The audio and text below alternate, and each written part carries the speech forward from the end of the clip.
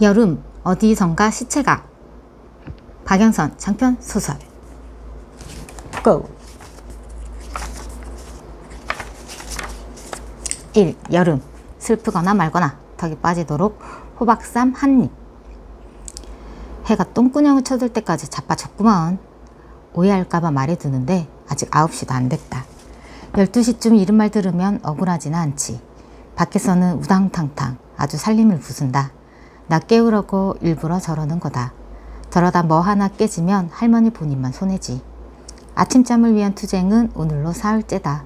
첫째 날 눈도 못 뜨고 밥상 앞에 끌려 나온 손녀딸에게 손수 손가락을 쥐어주며 사람이 때 되면 자고 때 되면 일어나고 그러는 거여.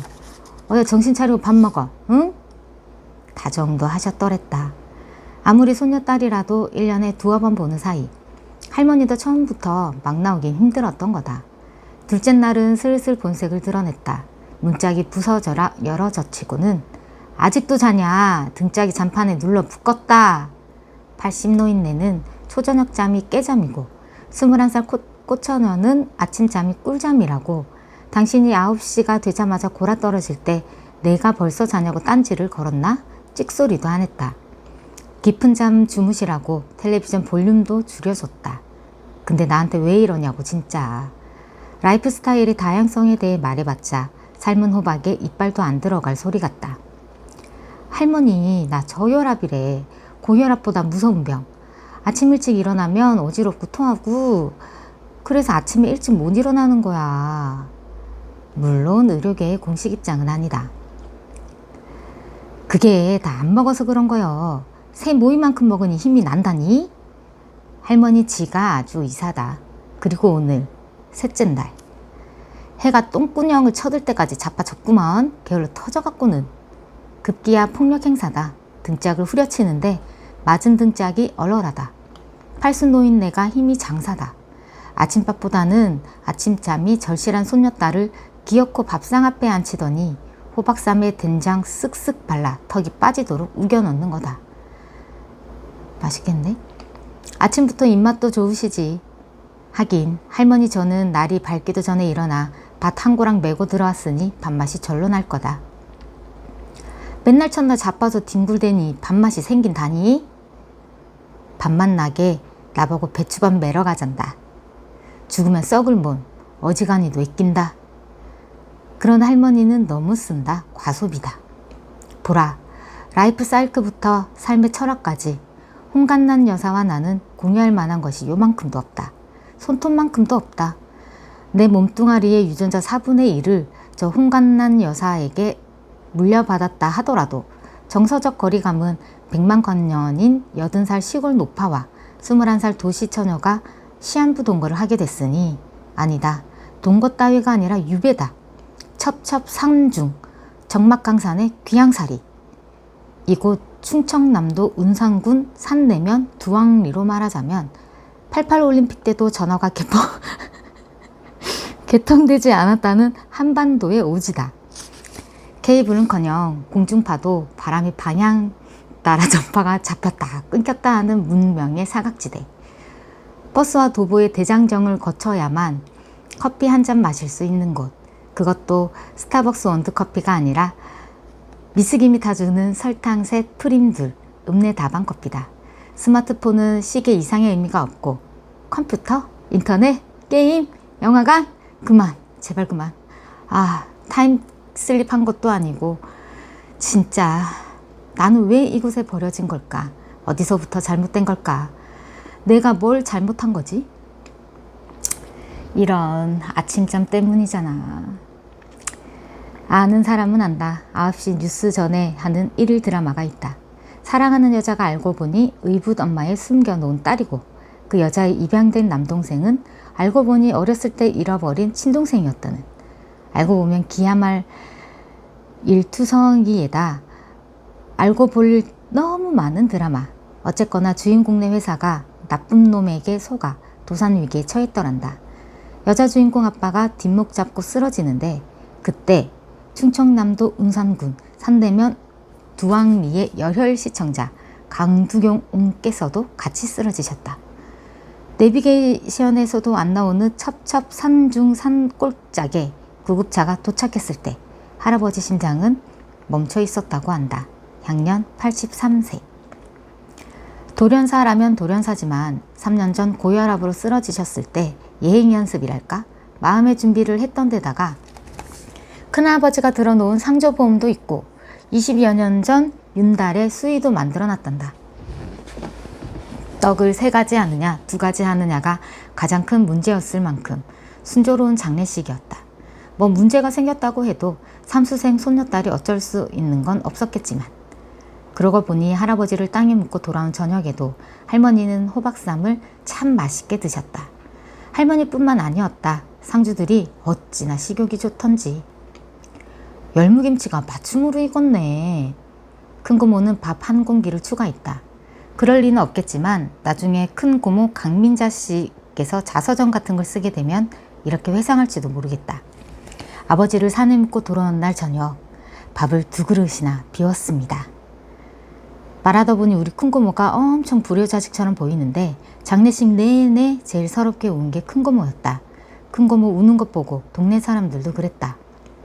딸이 있어야 초상집 같아.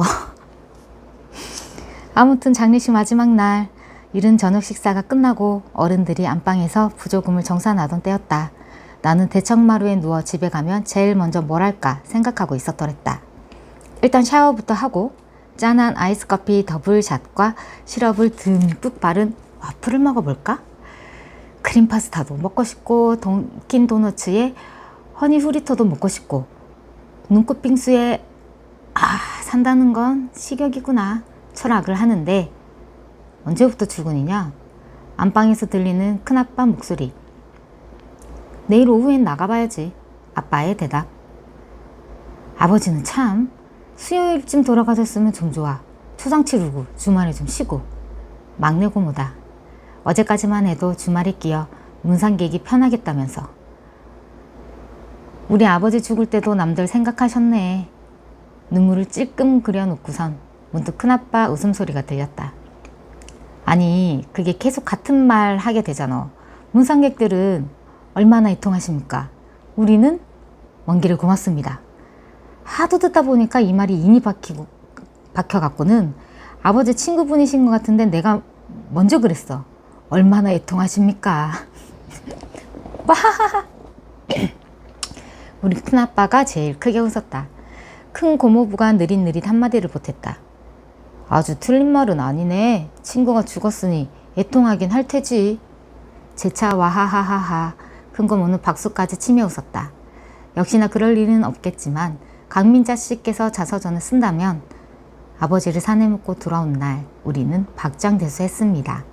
라고 추가해야 할지도. 뭐가 그렇게 우습다니? 저녁 먹자마자 꼬르르 잠들었던 할머니가 아들, 딸 박장대소에 깨어난 거다. 아들, 딸, 며느리들 딱 걸린 셈. 큰아빠는 큰엄마는 큰아빠에게 왜 그런 소리는 해갖고 핀잔에 아이 빔을 쏴대고 우리 엄마는 슬그머니 아빠 뒤로 숨었다. 우리 아빠 와이셔츠 사이즈는 XX라지 더없이 훌륭한 은폐물이다. 안 주무셨어요? 슬그머니 화제를 돌리는 우리 아빠. 할머니는 잠이 깬 건지 만 건지 한참을 멀거니 앉아있다가 갑자기 정신을 차리는가 싶더니 뭔가를 찾기 시작했다. 엄마! 막내 고모가 부르는데도 대답은 안 하고. 노상 여기 있더니 어디 갔다니? 아들, 딸들은 서로를 쳐다봤다. 큰 고모가 할머니를 붙잡았다. 엄마, 뭘 찾는데? 뭐? 누구? 여기 다 있잖아. 기수, 남수 여기 있고 오서방 여기 있고 민자, 민실이 다 있어. 남서방? 남서방은 사람 방에서 자. 걱정 마. 다 있어. 큰 고모가 한 사람 한 사람 가리키며 호망했다. 자기 이름이 불렸을 때 우리 아빠는 손까지 들었다. 그런데도 할머니는 찾는 걸 멈추지 않았다. 자꾸만 주저앉히려는 큰 고모를 뿌리치더니 저기 좀 가봐. 여기 어디 있을 텐데. 이불을 들썩거리고 큰아빠를 밀어냈다. 그 뒤에 누가 숨어있기라도 한 것처럼. 오빠, 우리 엄마 왜 저래? 막내 고모는 겁을 먹었나 보다. 여기서 잠깐 할머니 홍간난 여사의 일생을 돌아보자. 우리 홍간난 여사는 18살에 21살의 산골 청년에게 시집 왔다고 한다. 데이트는커녕 사진 한 장 봤는데 첫날 밤에 실물이랑 비교했더니 너무 다르더란다. 얼굴 말고는 중매선이가 거짓말을 너무 했다나? 산골짜기 살아도 논도 있고 밭도 있어서 먹고 사는 건 어렵지 않다고 했는데 어렵지 않기는 개뿔. 먹는 날보다 굶는 날이 더 많은 세월을 보냈다고 한다. 요즘 세월이면 살았다니? 살림 탕탕 뽀사버리고 도망갔지. 서러운 세월을 살면서 이남 이녀를 낳고 키웠다. 3살 때 이름 모를 열병을 앓았었다는 딸 하나까지 더하면 이남 3녀다. 자그마치 62년이다. 사진 한 장 보고 시집와 장장 62년을 함께한 배우자를 갑자기 잃은 거다. 62년 동반자의 부재. 그렇게 쉽게 받아들여질 리가. 여기 있구먼. 자꾸만 끌어안으려는 큰 고모를 뿌리치고 할머니가 찾아낸 건 폭 4cm, 길이 15cm 남짓의 직사각형 물건. 꾹 누르면 텔레비전이 켜지는 정식 명칭 리모트 컨트롤러, 통칭 리모컨 되시겠다. 벽에 걸린 시계에는 정확히 8시 25분. TV에서는 1일 연속극 타이틀 음악이 나오고 있었다. 옛날에 독일 사람들은 칸트를 보고 시간을 알았다던데 철학적으로는 몰라도 시간적으로라면 우리 홍간난 여사도 만만치 않은 셈이다. 할머니는 누가 빼앗아갈까봐 리모컨을 틀어쥐고 텔레비전을 뚫어져라 쳐다보는데 어른들은 그런 할머니를 뚫어져라 쳐다봤다. 어떠신 것 같냐? 눈으로는 할머니를 응시하면서 큰아빠가 동생들에게 물었다. 어떻게 보면 괜찮은 것 같기도 하고. 역시 눈으로는 할머니를 관찰하면서 말하는 우리 아빠. 괜찮은 게 이상한 거지. 지금 괜찮은 게 말이 돼? 할머니의 구분 등을 쓸어내리는 큰 고모. 나이 든 양반들은 한쪽이 죽으면 금방 잘못된다던데. 내 친구 아버지도 부인 죽고 나서 석 달인가 있다가 그냥 돌아가셨어. 느릿느릿 말하는 큰 고모부. 저런 뚫린 입이라고 저놈 주둥아리를 아주. 이건 텔레비전에게 화를 내는 할머니. 할머니의 정신적 충격에 대한 의노는 한동안 소강 상태를 보이더니 갑자기 큰 고모가 할머니를 끌어안는 거다. 불쌍한 우리 엄마, 내일부터 혼자 밥 먹고 혼자 잠자고 사남매 키우면 뭐해? 다 저 살궁리만 하는걸. 그나마는 슬그머니 외면했다. 큰며느리 입장인지라 듣기 거북한 것이다. 큰며느리만큼은 아니어도 같은 며느리 입장인 우리 엄마도 XX 라지 아빠 등 뒤에서 고개를 숙였다. 좀 전까지 지나치게 발랄했던 초상집은 순식간에 그럴듯한 분위기가 됐다. 할머니 등을 끌어안고 큰 고모가 울기 시작했다. 눈물도 많고 웃음도 많고 밥도 많이 먹는 큰 고모다. 할머니가 꿈틀대는가 싶더니 텔레비전 볼륨이 커졌다. 바로 옆에서 불어대는 통에 텔레비전 소리가 잘 안 들렸나 보다. 나? 나야 뭐 할머니가 혼자 밥을 먹든 둘이 먹든 그건 어른들의 문제였고 밤하늘의 별은 총총 봄바람은 솔솔 불고 졸음은 쏟아지고 그러고 보니 장례식 내내 잠을 못 잤다.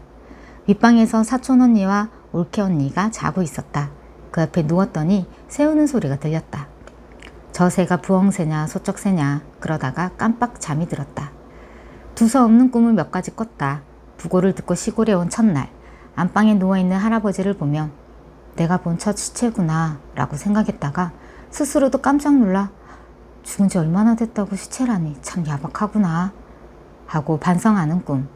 관이 땅속으로 들어가고 첫 흙을 뿌리래서 뿌리는데 할아버지가 진짜 죽었구나. 그제야 실감나서 눈물이 찔끔 나는 꿈. 엉엉 소처럼 울던 아빠가 갑자기 목덜미를 탁 쳐서 모기를 잡는 꿈.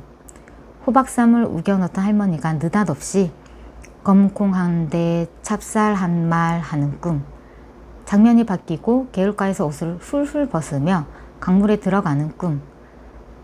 꿈속에서도 이러다가 누가 보면 큰일인데 걱정은 되고 물소리를 들어서 그런지 오줌은 더 마렵고 천연 수세식 변소잖아 뭐 어때? 하며 오줌을 누려는 순간 잠에서 깼다. 뒷문으로 들어온 햇빛이 방 한가운데까지 쏟아지고 있었다. 목덜미가 땀으로 끈적끈적했다. 윙 냉장고 돌아가는 소리도 들렸다. 뭔지는 모르겠지만 이상하다고 생각하며 급한 대로 화장실부터 갔다. 오줌을 누다가 문득 깨달았다. 세상에, 냉장고 돌아가는 소리가 들렸어. 20명 가까이 북적대느라 전화벨 소리도 안 들리던 집인데 냉장고 소리라니. 집안이 절간처럼 조용했다. 방방마다 확인했다. 아무도 없었다. 혹시나 해서 바깥마당에 나가봤다. 차가 없었다. 한 대도 없었다. 이제 일어났구먼. 앞마당 부추밭에서 홍간난 여사가 허리를 폈다. 그림자가 발밑으로 숨는 한낮이었다. 얼핏 보면 시베리안 허스키를 닮았지만 다시 보면 그저 똥개인 시골집 공이가 감나무 짧은 그늘 아래 배 깔고 누운 채로 꼬리를 두어 번 흔들었다.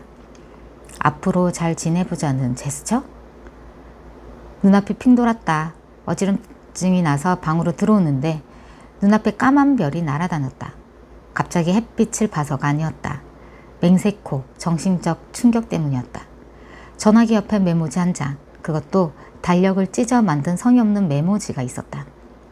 무순아, 잠시만 할머니 잘 부탁한다.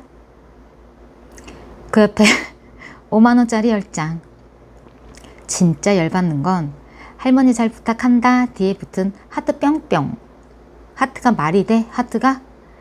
첩첩 산중 산골짜기에 딸을 버려두고 가면서 하트가 그려 집디까 아빠! 아, 이것이 내 유배의 전말이다. 낚일까봐 살금살금 도망간 부모 형제 얘기는 하고 싶지도 않다. 그저 내 탓이다. 20명의 대부대가 엑소더스를 하는데도 숙면을 취한 내 탓이다. 평소처럼 10시에만 일어났어도, 아니 마지막 순간 홍간난 여사가 콩 한 대, 찹쌀 한 말씩 나눠줄 때 깨기만 했어도, 제기랄 내가 삼수생만 아니었어도. 아, 그만두자. 그렇게 거슬러 올라가며 후회하다 보면 중고등학교 때 공부 열심히 안 해서 한 번에 대학 못 간 것도 후회되고, 그 전에 아들로 태어났더라면 이랬을까, 딸로 태어난 죄 같기도 하고, 그러다 보면 애초에 환웅한테 속아 쑥가마늘을 먹어댄 곰이 제일 잘못한 것 같고, 그저 내 탓이다. 가슴을 쿵쿵 치며 내 탓이요 내 탓이요, 다 내 아침잠 탓이로 쏘이다. 아무리 그래도 하트라니, 하트 뿅뿅이라니. 사흘이 지났는데도 그 하트만 생각하면 콧김이 뜨거워진다. 아는 사람은 안다. 일찍 일어나면 하루가 무척 길다. 일찍 일어나는 새는 벌레를 잡을지 몰라도 일찍 일어난 강무수는 할 게 없다. 나는 아침잠은 많아도 낮잠은 안 잔다. 홍간난 여사는 점심 먹고 꼬박꼬박 낮잠을 잔다. 그러면서도 나보고 게으르다지. 오늘 하루는 또 뭘 하고 보내나. 어제는 하도 심심해서 오후 5시쯤 공이를 끌고 산책을 갔더랬다. 산그늘이 져서 걸을만 했다. 운동도 되고 시간도 보내고 유배 기간 동안 매일 해도 괜찮겠다 싶었다. 산책이라는 걸 처음 해보는 공이란 놈은 이리 뛰고 저리 뛰고 아주 난리였다. 내가 저를 끌고 가는 건지 제가 나를 끌고 가는 건지 뭐 아무튼 그러고 있는데, 논밭에서 일하던 사람들이 죄다 쳐다보는 거다. 일손까지 멈추고 대놓고 단체 관람이다. 10분쯤 걸어 삼거리까지 갔다. 삼거리로 말하자면 두학리 최고의 번화가로 1시간에 한 대 납치어주시는 그야말로 귀하신 버스의 정류장이 있는 곳이다. 삼거리 세 모퉁이에는 각각 마을회관, 대문 없는 파란 지붕집, 절대 부흥할 것 같지 않은 부흥 슈퍼가 있다. 혹시라도 구멍가게란 어느 정도 규모인가 궁금한 이가 있다면 부흥 슈퍼를 참고하기 바란다. 어쨌거나 부흥 슈퍼 주인은 D컵은 훌쩍 넘을 것 같은 글래머 노파다. 그런데 노블하다. 그런데 하나도 안 야하다. 가슴만큼 배가 나와서 그런가? 아무튼 부흥 슈퍼 앞 소파에 앉아있던 글래머 노파는 공이를 끌고 온 나를 쳐다보느라 부채질까지 멈췄다. 서울 아가씨 처음 보나? 추리닝 입고 나와도 이 정도니 제대로 걸치고 나왔다간 아주 난리겠구먼. 그러고 있는데 글래머 노파가 묻는 거다. 걔는 왜 끌고 다니냐? 그날 저녁 밭에서 돌아온 홍간난 여사가 발 씻으며 말 많은 처녀가 개 끌고 다닌다고 미친년인 개라고 소문났더라. 이거 원 문화적 차이가 거의 파리지엔과 아프리카 마사이족만큼이다. 그러니 오늘 또 개 끌고 산책 나갔다가는 신고 들어갈지도 모른다. 아는 사람은 안다. 아무것도 안 하면 시간은 한없이 더디 간다. 그 얘긴 뭐든 하고 있으면 시간이 빨리 간다는 말인데 홍간난 여사는 마당가에 강낭콩을 심어 놓았다. 넝쿨이 뻗어 올라간 데서 넝쿨 강낭콩. 그러고 보면 옛날 사람들은 이름 참 단순하게 짓는다.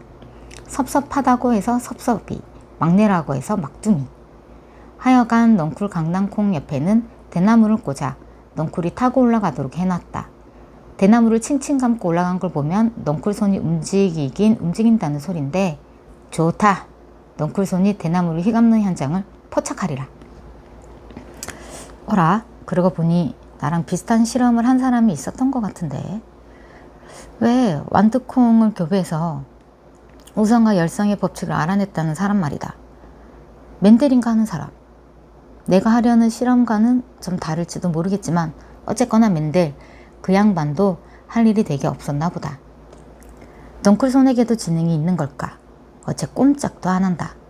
누군가 지켜보는 걸 알고 움직임을 멈춘 느낌?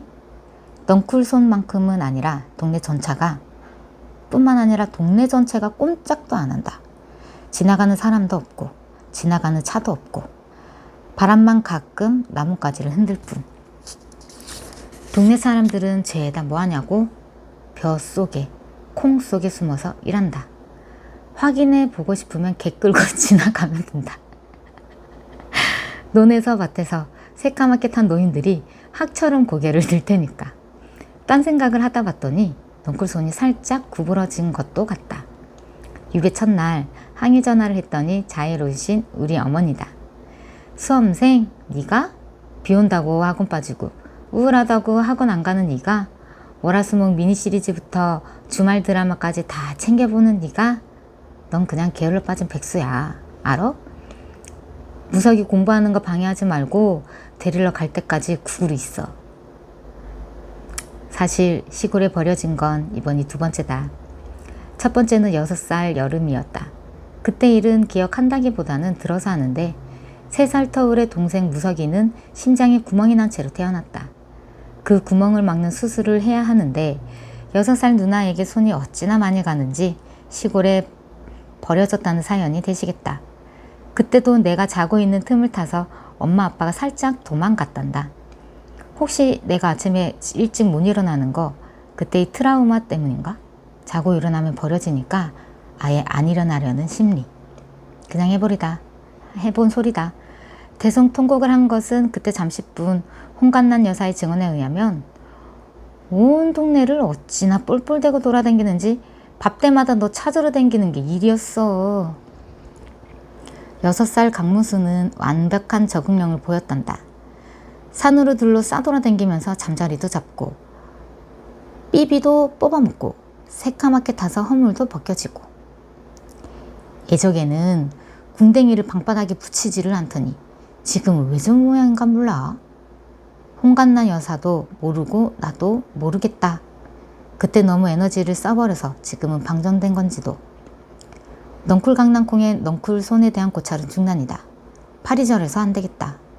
중간 실험 결과를 발표하자면 되게 심심하다고 해서 아무나 맨달이 되는 건 아니라는 것. 맨델은 맨델이고 강무순은 강무순이란 결론 되시겠다.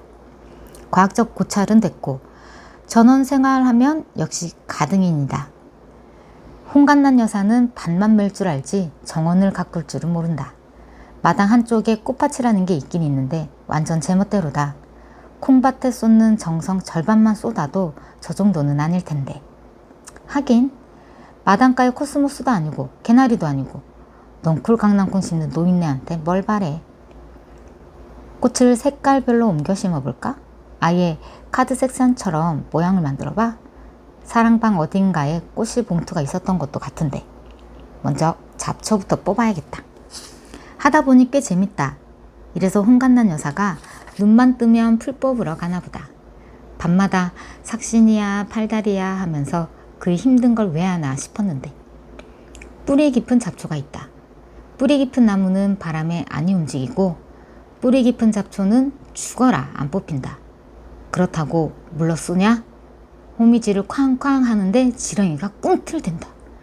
두 마리인 줄 알았는데 으악 한 마리가 두 토막 난 거다. 세상에 내 손에 내 호미질에 한 세 명이 토막 났다. 어찌나 격렬하게 꿈틀대는지 소리 없는 비명이 들리는 것 같다. 그것은 소리 없는 아우성, 공감각적 은유던가? 이럴 때가 아니다. 버둥거리는 지렁이를 흙으로 덮었다. 내 얼굴을 기억했다가 복수하러 올까봐 두렵다. 한동안 속이 울렁거린다. 미안한 마음도 조금. 가드닝은 안 되겠다. 좀 더 평화롭고 좀 더 안전한 건 뭐 없나? 예를 들면 봉숭아 꽃물 들이기 같은 거. 첫눈이 올 때까지 손톱 끝에 봉숭아 물이 남아있으면 첫사랑이 이루어진다는데 그건 좀 곤란하다. 내 첫사랑은 3년 전에 결혼했다. 아, 국어쌤. 알려나 모르겠다. 봉숭아 물을 들일 때는 꽃잎만 사용하는 게 아니다. 이파리도 넣어야 색깔이 곱게 든다. 초록색 이파리를 넣었는데 왜 빨간 물이 더 고운지는 모르겠다만 복숭아 이파리를 따는데 와 뭔가 물컹한다. 콧물을 만지는 느낌? 이런 젠장. 이파리 뒤에 집 없는 달팽이가 붙어있다. 아우씨. 잠시도 방심할 수가 없다. 전원 생활이라는 게 이렇게 다이내믹한 줄 몰랐다. 집 없는 달팽이가 침을 질질 흘리며 기어간다. 제 딴에는 필사에 도주겠지. 집 없는 달팽이 전설을 아는가? 홍간난 여사의 전설 따라 삼천리에 의하면 옛날에 게으른 여편네가 있었단다. 어찌나 게으른지 길쌈도 안 하고 빨래도 안 해서 점점 입을 옷이 없어졌더란다. 나중엔 벌거벗고 살았단다. 그러던 차에 동네 잔치가 열렸는데 이 여편네는 게으른 주제에 잔치 구경은 되게 가고 싶었던 모양이다. 남편을 졸랐단다. 커다란 항아리에 들어가 있을 테니 항아리를 가져다가 잔치가 열리는 마당 한 기퉁이에 놔달랬다나? 남편은 시키는 대로 했단다. 항아리 속 여편네는 조용하면 고개를 빼고 구경하다가 누가 오면 쏙 들어가기를 반복했는데 동네 사람들이 눈치챘단다.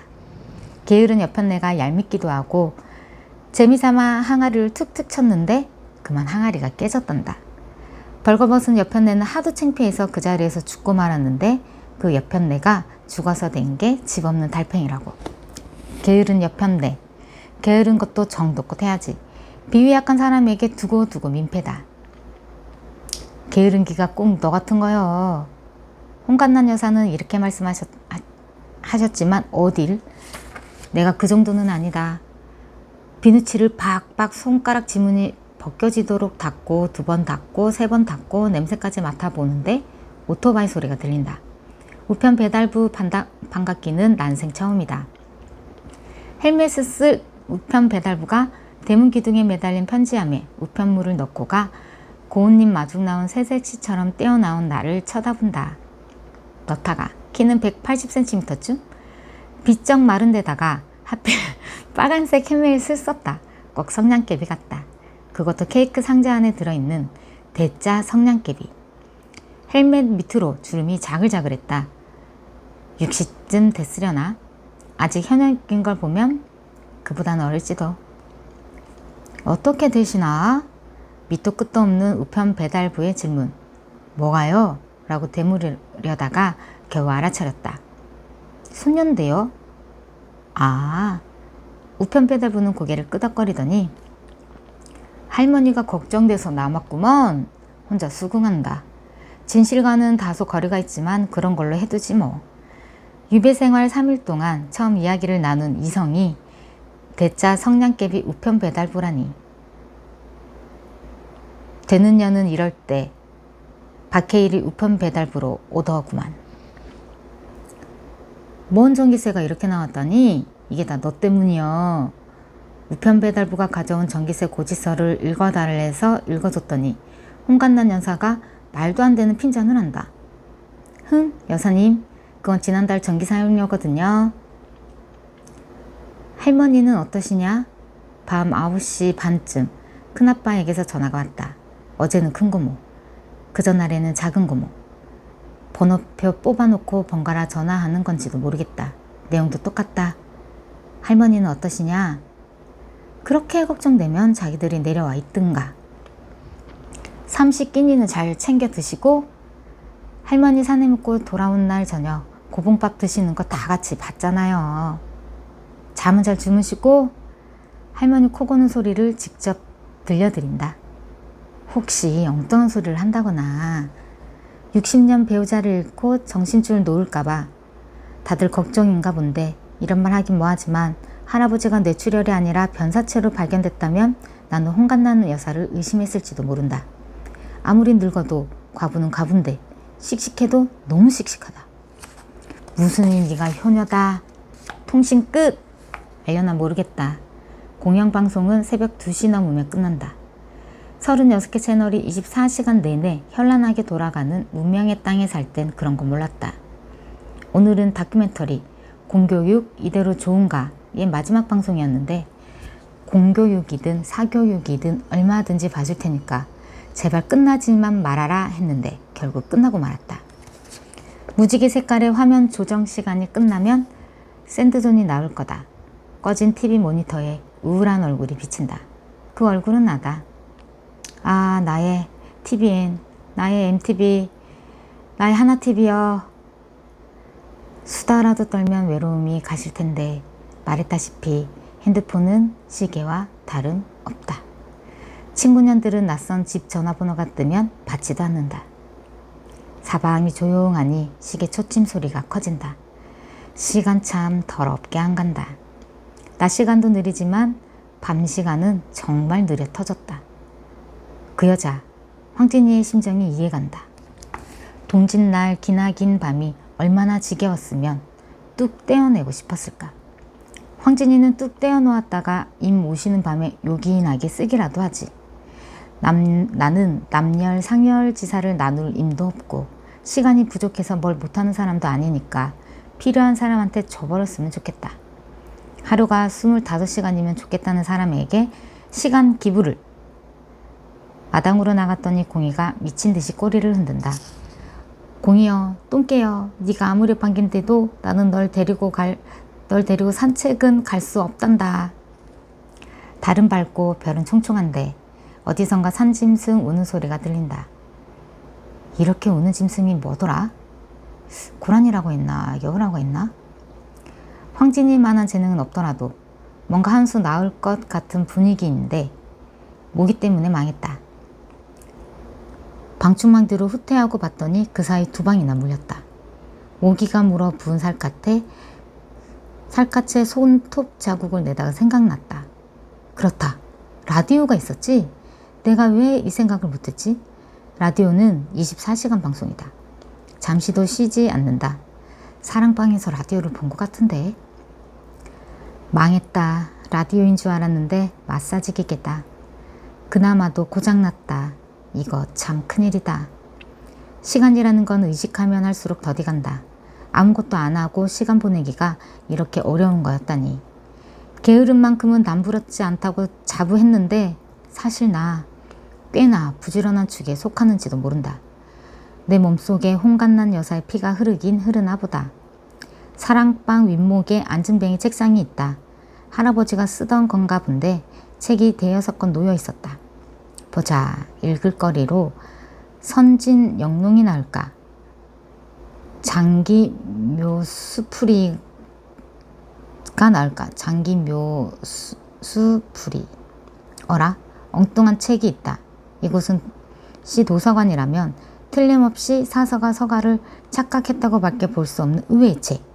제목하여 할 수 있어요와 꼭꼭 숨어라. 할아버지 고 강두용옹의 취향은 아니다.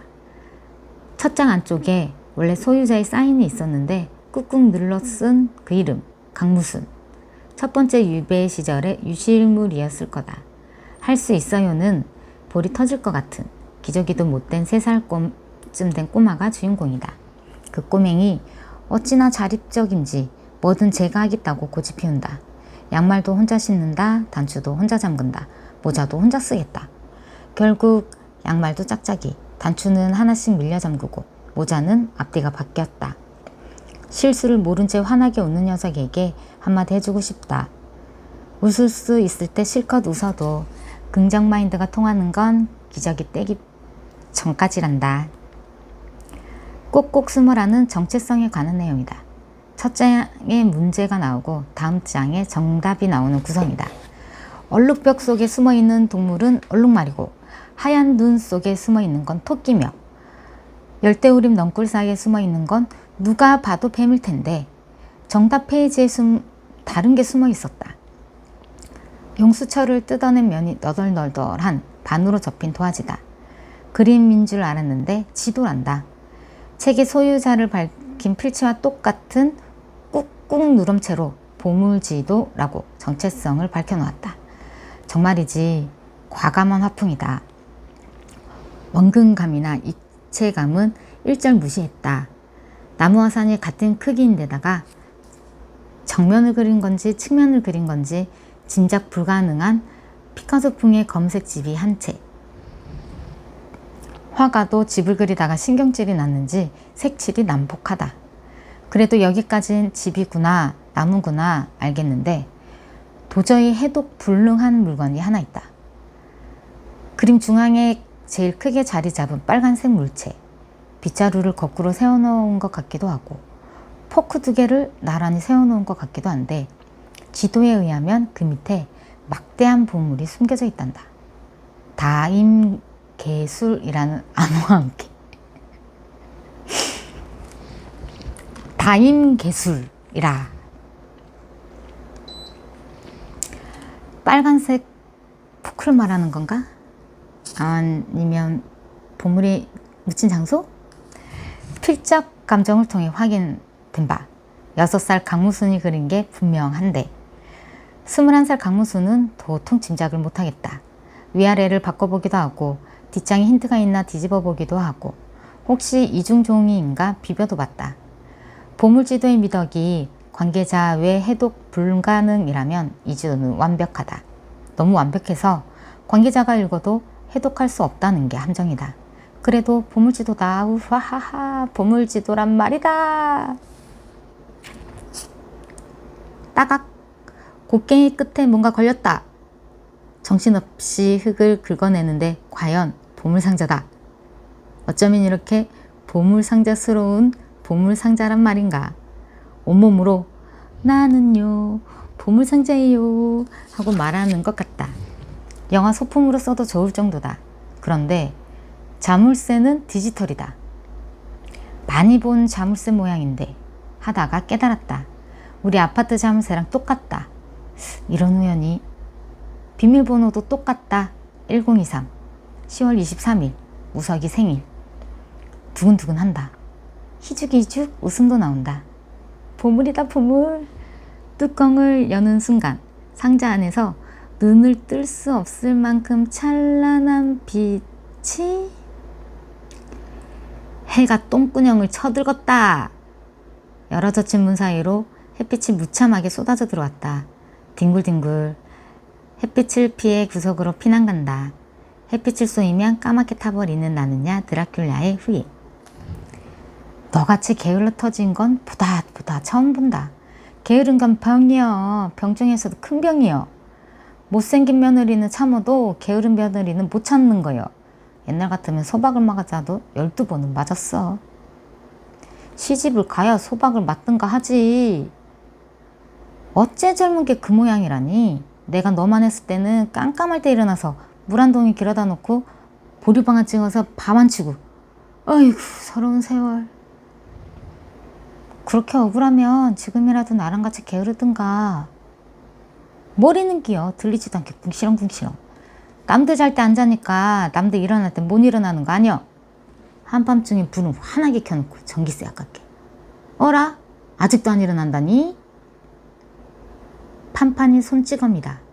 발딱 일어난 만큼 엉덩이가 얼얼해서 봤더니 빗자루로 맞았다. 우씨, 도구를 사용한 폭행은 가중처벌인데. 그러게 처음 만났을 때 지랄을 떨었어야 했다.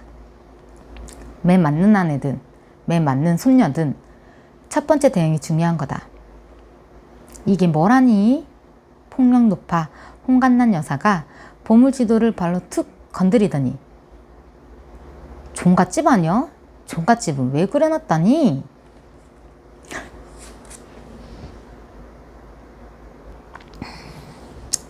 주마등 1. 오늘 아침에 눈 떴을 때는 상상도 못했다. 오늘 죽을 거라고는. 정말이지 특별할 것 없는 하루였다. 어제와 비슷한 시간에 일어나 어제 먹던 반찬으로 밥을 먹고 늘 만나던 사람들을 만나고 평소처럼 일을 하고 아무리 생각해도 어제와 그제와 똑같은 하루였다. 그럴 리가 없다. 오늘이 다른 날과 같았을 리가 없다. 뭔가 있을 것이다. 어제와 다른 무엇. 방금 전에 일어난 일을 이감케 하는 어떤 징조 같은 것. 아, 점심때 문득 내가 몇 살이지? 하는 생각을 했다. 갑작스럽게 떠오른 생각은 갑작스럽게 사라졌다. 뭔가를 예감한 건 아니었을까. 그러고 보니 꿈을 꿨다. 어젯밤 꿈인지 그저께 꿈인지는 잘 모르겠다. 논두렁을 걸어가는데 논두렁은 좁고 비가 온 다음이라 잔뜩 젖어 있어서 자꾸만 발이 미끄러졌다. 신발이 젖고 양말이 젖고 나중에는 네 발 짐승처럼 기어가다가 잠에서 깼다. 참 개꿈도 다 있다 그랬는데 혹시 이 꿈에 무슨 의미가 있는 건 아닐까. 하지만 알아차릴 수 없는 예감이라니, 일이 터지고 나서 깨닫는 징조라니. 별 볼 일 없는 인생이지만 그래도 이렇게 평범하게 시작된 날 어떤 예감도 없이 죽을 거라고는 상상도 못했다.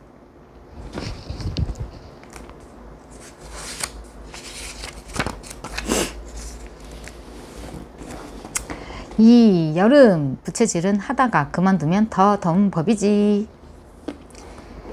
언덕에서 내려다본 종갓집은 사각극 세트 같다.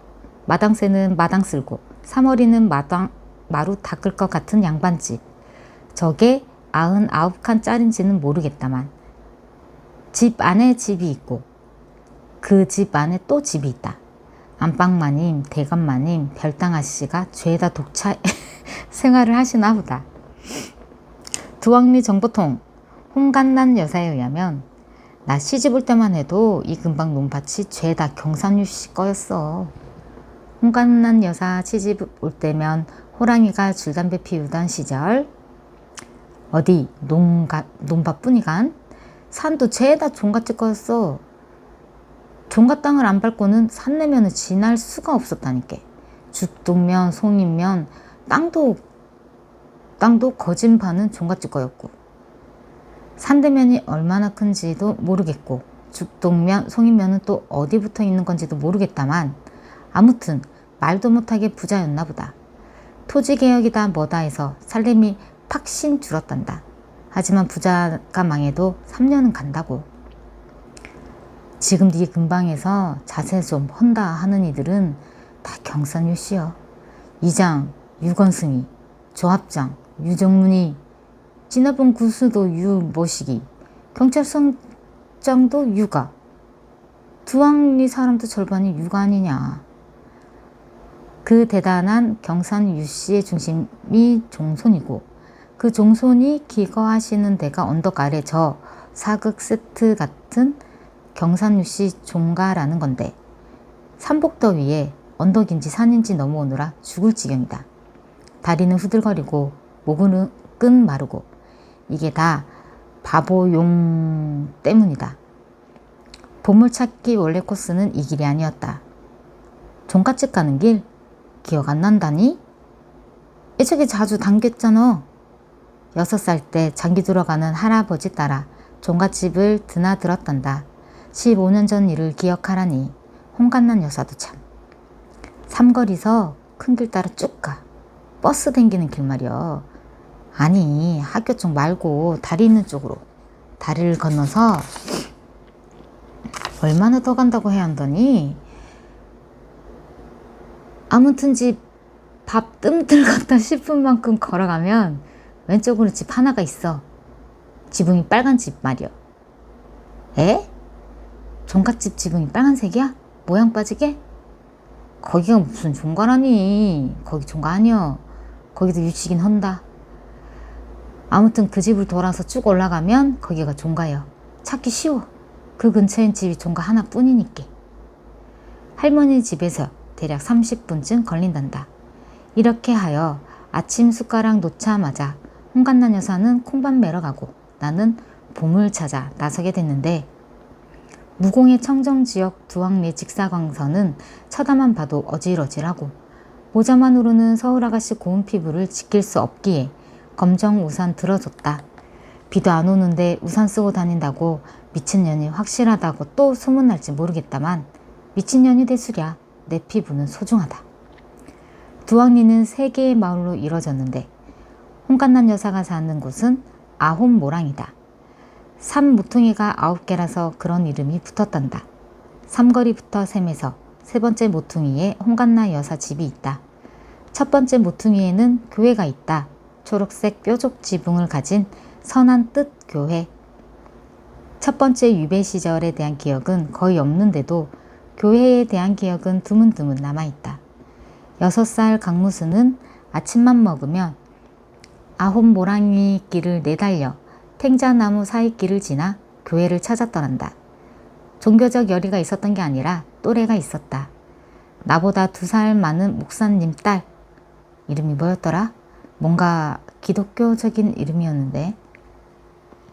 언니야 놀자 소리쳐 부르고는 교회 마당에서 고무줄도 띄고 무궁화 꽃이 피었습니다도 하고 땅 따먹기도 하고, 마당을 파헤쳐 놔도 사모님은 혼내지 않았다. 우리 무슨 애기씨가 흙강아지가 됐네 하며 얼굴이랑 손을 뽀드득 뽀드득 소리가 나도록 닦아주고는 간식을 내주셨다. 사모님이 만든 팬케이크 진짜 맛있었는데. 어라? 다 잊은 줄 알았는데 추억이 방울방울 하는구만. 내친 김에 추억여행 좀 떠나볼까 하는 생각이 잠깐. 하지만 목사님들도 정근을 다닌다 하니 팬케이크를 구워주던 사모님도 기독교식 이름을 가진 그 언니도 다른 데로 가버렸을 것이다. 교회로 이어지는 진입로엔 15년 전처럼 아직도 탱자나무가 있다. 교회를 지나면 아홉모랑이 길은 버스 다니는 큰 길과 만나 삼거리를 이룬다. 큰 길이라지만 고작 왕복 2차선. 하긴 논두렁, 밭두렁에 비하면 큰 길이긴 하다. 말했다시피 삼거리는 두왕리 최고의 번화가이자 중심가다. 홍간난 여사가 알려준 대로 버스 다니는 큰 길을 따라 다리 쪽으로 올라가려 하는데 호두나무 밑에 젊은 남자가 등을 보인 채 쪼그려 앉은 게 보였다. 이제와 생각하니 처음 봤을 때부터 범상치 않음을 느꼈던 것 같다. 엉덩이 꼴을 절반이나 드러내고도 아랑곳 않는 대범함이라니. 뭐라 꼭 집어 말할 수는 없지만 온몸에서 풍기는 독특한 아우라도 그렇고, 파란 바탕에 하얀색 줄무늬 티셔츠와 군청색 반바지를 입었는데 초등학생이 입었다면 나름 상큼하다 할 수도 있겠다. 헤어스타일도 그렇다. 초등학생이 빡빡이라면 그 녀석 개구쟁이겠어 느낌이지만 문제는 그 쪼그려 앉은 남자의 덩치다. 뒤룩뒤룩 살이 찐 그 남자는 누가 봐도 성인이다. 게다가 그 숨막히는 타이트함이라니. 한 치수 작게 입는 게 유행이라지만 맹세코 그건 한 치수 작은 게 아니었다. 서너 치수 작았다. 쳐다보는 내가 갑갑할 정도로 겁나게 타이트했다. 게다가 남자의 허리춤에 매달린 그것, 꼬질꼬질하게 때가 탄 색동 복주머니를 보는 순간 나는 예감했다. 이 남자 평범하지 않다. 내 집요한 시선을 느낀 걸까? 남자가 앉은 채로 돌아보는 거다. 남자의 얼굴을 보는 순간 내 선입견은 확신으로 굳어졌다. 그런데 어쩐 일인지 남자 역시 나에게서 눈을 떼지 못하는 거다. 맑은 날 검정 우산 쓰고 다니는 나에게 혹시 동질감을 느꼈나? 아무튼 그때 삼거리에서 서로를 응시하는 범상치 않은 남녀가 있을 뿐 텅 비어 있었다. 부흥 슈퍼 글래머 노파는 가게 문 열어놓고 어딜 갔는지 안 보였다. 먼저 시선을 돌린 건 내 쪽이었다. 말하자면 기싸움에서 진 거다. 남자에게서 최대한 떨어져 기척을 죽이고 걷는데 얼굴은 빨갛게 달아오르고 입술은 바짝바짝 마르고 심장은 쿵쾅거리고. 젠장할, 그 모습을 누가 봤다면 사랑에 빠진 줄 알았겠다 컸겠네. 그때였다. 남자가 말을 걸었다. 패션만큼이나 대범한 말투. 야, 공기 집자. 헐, 쭈그리고 앉아서 뭐하나 했더니 그 남자 공기 짚고 있었던 거다. 두학리에서 놀고 먹는 건 나뿐인 줄 알았는데 기상 시간만 봐도 알겠지만 나는 개인의 취향을 존중하지 않는 쪽이다. 인생은 꼴리는 대로 살아가는 거고 누군가 제 취미는 작두 위에서 탭댄스 추게예요 한다 해도 아 그러시구나 열심히 하세요 하겠지만 아무리 그래도 30은 훌쩍 넘어 보이는 남자가 공기놀이라니. 그렇다. 그 남자는 어느 동네에든 한 명은 꼭 있다는 동네 바보였던 거다. 나랑 공기 집자. 남자의 거듭된 권유. 나는 전력을 다해 고개를 좌우로 흔들었다. 그러자 남자는 비대한 몸집을 일으키더니 나에게 다가오는 거다. 에이 그러지 말고 공기 집자. 나의 거부를 내숭이라고 생각한 걸까? 아무튼 남자가 다가올수록 나는 뒷걸음질 칠 수밖에 없었는데 서로의 눈을 응시하며 남자는 다가오고 여자는 뒷걸음질 치는 이 광경. 역시 누가 봤다면 사랑의 밀당쯤으로 오해했으려나. 어쨌거나 남자가 나를 향해 손을 내밀며 힝 하고 이상한 소리를 내는 순간 나는 결단했다. 도망치기로. 맹세코 내 생애 최고의 스피드였다. 고등학교 때 체력장에서 100m 달리기 할 때보다 더 필사적이었다. 어제 집 없는 달팽이가 생각났다. 숨이 턱에 차도록 도망쳤을 집 없는 달팽이. 일영이를 봤구먼. 점심 먹으러 들어온 홍간난 여사가 공기 짚던 남자의 신원을 확인해줬다. 일영이가 뭐가 무섭다니? 그냥 바보여. 바보가 제일 무섭다. 왜? 말이 안 통하니까. 홍간난 여사에 의하면 두학리 공식 바보 황일영은 삼거리를 주 서식지로 활동하며 사시사철 공기 삼매경에 빠져 산단다. 얘가 원 보물찾기는 다 글렀다. 황금 양털은 불 뿜는 용이 지키고 두학리 보물은 바보용이 지키는 셈이다. 보물을 찾으면 절반은 줄 테니 같이 가자고 했더니 우리 홍간난 여사. 철 모르는 소리 말고 나랑 같이 콩밭이나 매자. 피차 더운 밥 먹고 쉰 소리를 주고받은 다음 홍간난 여사가 플랜 B를 제시했다. 삼거리 말고 마루지 고개 넘어가도 되긴 돼요. 마루지 고개는 또 어딘데? 집 앞에서 삼거리장 말고 반대쪽으로 가다 보면 마루지 고개가 나와. 거기를 넘어가면 종갓집인데 그렇게 가면 한참 걸려. 1박 2일이 걸린데도 안전제일이다. 바보용에게 잡혀 공기놀이의 노예가 되느니. 이것이 한여름 등산을 하게 된 사건의 전말 되시겠다. 하긴 명색이 보물찾기인데 산 하나 정도는 넘어줘야 뽀다구가 난다. 참 오다가 뱀도 봤다. 왜 푸른 바탕에 붉은 무늬.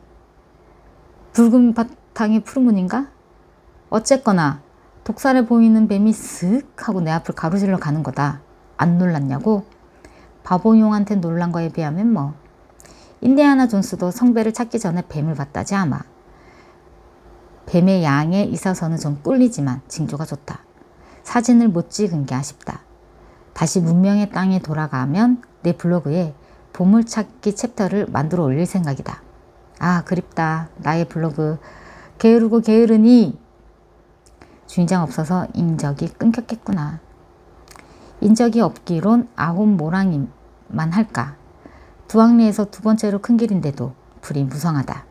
하긴 아빠 차 타고 쉬고 오를 때 삼거리까지는 이 길 저 길 척척 알려주던 내비 아가씨가 아홉 모랑이 길만 들어서면 경로를 이탈했다고 불그락불그락 발을 동동 구르는 길인데 뭘 바래. 엄마는 맞은편에서 차 오면 어떻게 비켜주냐고 걱정하곤 했는데 체험해본 결과 아홉 모랑이 길에서 차 2대가 막날 확률은 뭔가 적절한 비유를 하고 싶은데 생각이 나질 않는다. 아무튼 엄청 적다. 원래는 아홉 모랑이 길이 큰 길이었는데 삼거리에 버스길이 생기면서부터는 동네 사람만 아는 길이 돼버렸단다. 홍간난 여사 엊그제 일처럼 말하기에 최근의 일인 줄 알았더니 새마을 운동 때 얘기였다. 어쨌거나 길 한가운데 거미가 줄을 쳐놨다면 말 다 했지 뭐. 거미 사진을 찍었다. 모처럼 스마트폰이 시계 이상의 기능을 발휘했다. 카우보이 모자 대신 밀짚 모자 눌러쓰고 한방. 검정 우산은 집에 두고 왔다. 삼거리 바보 용이 그 우산 때문에 나를 자기랑 같은 부류라고 생각한 것 같아서. 거미도 보고 뱀도 보고 갈수록 보물찾기 다워지는데 고갯길을 못 찾아 한참 헤맸다. 홍간난 여사 말에 의하면 9 모랑이 중 7번째 모퉁이에 고갯길이 있다는데 모퉁이의 규격이 애매해서 좀 전에 그 둔턱을 모퉁이로 쳐야 되나 말아야 되나 돌아갈까 어쩔까 하고 있는데 앞쪽에 차 앞머리가 보이는 거다. 꽁무니는 나무에 가렸다. 그렇다면 예상이 맞았다. 차는 고갯길 초입에 세워놓은 거다. 조금 전 혼란의 둔덕은 그냥 둔덕이었을 뿐 9개의 모퉁이 중 하나는 아니었던 거고 하나님이 역사하셨다. 거미가 줄을 친 인적 없는 길에 느닷없이 차 한 대를 보내사 이 몸을 언덕으로 인도하시나니 이래저래 보물을 찾을 운명인 거다. 까맣게 썬틴된 차창을 거울 삼아 매무새를 가다듬고 또다시 인증샷. 포스팅 제목은 7번째 모퉁이는 보물로 이어진다 정도가 좋겠다. 고갯길 초입은 양쪽 모두 콩밭이다. 여기뿐 아니라 두학리 밭은 거의 다 콩밭이다. 두학리의 두자도 콩두. 우리 아빠 애창곡이 생각난다. 콩방매는 안악내야 배적삼이 흠뻑 젖는다. 참, 그 얘기를 안 했구나. 할아버지가 쓰러지셨다는 연락이 왔을 때 고인의 둘째 아들 강남수 씨는 노래방에 있었다. 자제부 전체 회식. 하필이면 오늘 같은 날. 엄마는 마늘 냄새, 삼겹살 냄새를 진하게 풍기며 도착한 아빠를 타박했다. 타박보다는 탄식이려나? 우리 아빠 참 안됐다. 할아버지 돌아가시던 날을 생각할 때마다 그때 부른 노래도 같이 생각날 텐데 그게 콩방매는 안악내의 배적삼에 관한 거라면 그나마 다행이지만 같은 트로트라도 난 이제 지쳤어 땡벌이라든가 당신을 향한 나의 마음은 무조건이야 라면 그거 참 아무리 효자면 뭐해 인생은 누가 뭐래도 타이밍이다. 땀도 식힐 겸 언덕 위에 서서 내려다본 결과 경산 유씨 종갓집이 비어 있다는 것도 확인했다. 마당쇠도 없고 사머리도 없다. 경산 유씨 종택은 17세기 말에 지어졌다가 1910년에 재건축되었단다. 기호지방의 양반 문화를 엿볼 수 있는 대표적인 양반 가옥으로 미음자 구조다. 특히 각 문턱의 기능과 아름다움이 두드러진다고 한다. 문화재청장이 세워놓은 표지판에서 읽은 거니까 확실한 거다. 문화재청장이 표지판까지 세워둔 집이라 이거지. 사진 한 장. 문화재청장의 말씀 중 가장 중요한 부분은 요거다. 종택은 주변에 다른 집을 두지 않는 게 관습이라서 고택이라고도 한다. 할렐루야. 보물 찾는데 이 사람 저 사람 지나다니고 쳐다보고 그러면 곤란한데 일이 척척 되어간다. 보물지도를 꺼내 비교해봤다. 붉은 포크 2개를 꽂아놓은 것 같은 미스테리한 물건은 홍살문이다. 홍살문도 사진 한 장. 그나저나 홍간난 여사의 해안이 놀라울 따름이다.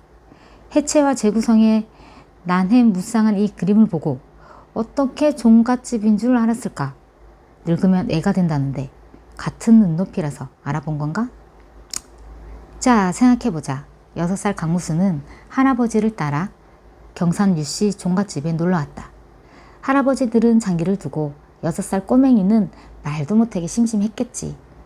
잠깐 딴 얘기이지만 우리 할아버지가 이런 집 할아버지와 장기 친구라니 뭔가 으쓱한 기분이다. 다시 본론으로 돌아가서 6살 강무수는 손버릇이 안 좋았던 게다. 고려청자, 조선백자, 금가락지, 옥비녀 뭐 그런 것을 슬쩍 해서 땅에 파묻고 이름 붙이기를 다임개술이라. 우와, 깜짝아. 언덕에서 오토바이가 나타났다. 이게 무슨 고개야? 마루지 산이라고 해야지 라고 열냈는데 오토바이가 넘어다닐 정도면 언덕이 맞나 보다. 문제는 강무순의 저질 체력이었던 거고, 방금 전 목에서 피리 소리가 나도록 힘겹게 넘어온 길을 탈탈거리며 내려온 우편배달부의 오토바이였다. 나는 보란듯이 스마트폰을 두고 관광객 흉내를 냈다. 강씨는 손녀구먼. 성냥개비 우편배달부 기억력 끝내준다. 한 번 봤을 뿐인데 알아보다니. 하긴 이 고인물 같은 두학리에 새 얼굴이 나타나는 일은 흔치 않을 테고, 나타난 새 얼굴이 미모의 서울 아가씨라면 뭐. 방해꾼이 사라지기를 기다리며 여기저기 사진을 찍어대는데 종갓집 대문 기둥에 달린 우편함에 우편물을 집어넣은 우편배달부.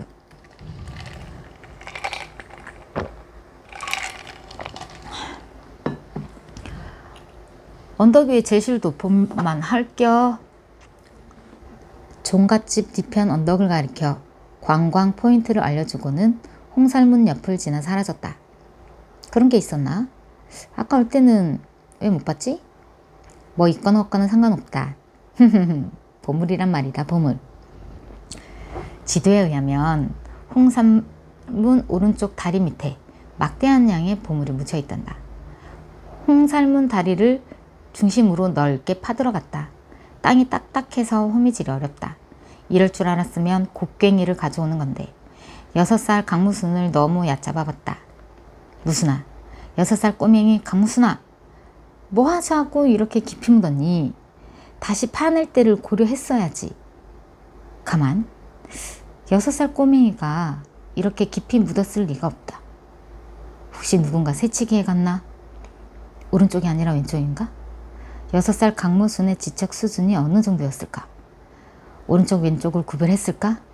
구별했더라도 보는 방향의 차이에 따라 반대가 된다는 걸 알고 있었을까? 하나를 의심하다 보니 10가지가 혼란스러운데 그때였다. 딸깍. 호미 끝에 뭔가가 걸렸다. 호미를 통해 느껴지는 이 칠판을 긁는 듯한 소름 끼치는 느낌. 돌멩이는 아니다. 통통통. 세부치로 상자를 두드릴 때 나는 소리다. 돌이켜보면 고난에 찬 반나절이었다. 바보용과 뱀과 거미줄을 뚫고 히말라야 같은 언덕을 넘어 여기까지 온 보람이 있구나. 행여 보물상자가 상할세라. 마지막에는 호미를 버리고 손으로 흙을 긁어냈다. 보물상자는 약상자다. 달리 우겨볼 도리가 없는 게 상자 뚜껑에 아로나민 골드라고 한글로 큼지막하게 적혀 있다. 고려 청자가 들어가기엔 턱도 없는 크기. 그렇다면 금가락지나 옷비녀다. 당장 확인하고 싶은데 아래쪽에서 누군가 올라온다. 서둘러 상자를 꺼낸 뒤 구덩이를 메우고 마루지 고개로 태각했다. 언덕 중간쯤에서 내려다봤더니 방해꾼은 경산유씨 종갓집으로 막 들어가는 중이었다. 올 때는 못 봤는데 언덕 꼭대기에 표지판이 있었다. 왼쪽 소나무 밭을 지나면 경산유씨 제실이 나온단다. 제실이 뭐냐면 제사 지낼 때 사용하는 건물이란다. 우리 집은 제사 지낼 때 안방에서 병풍 치고 지내는데 그 집이나 우리 집이나 똑같은 양반이여. 홍간나 여사는 큰 소리 쳤지만 아주 똑같지는 않은 게다. 마루지 언덕을 내려오는데 올라갈 때 못 본 게 또 하나 나타났다.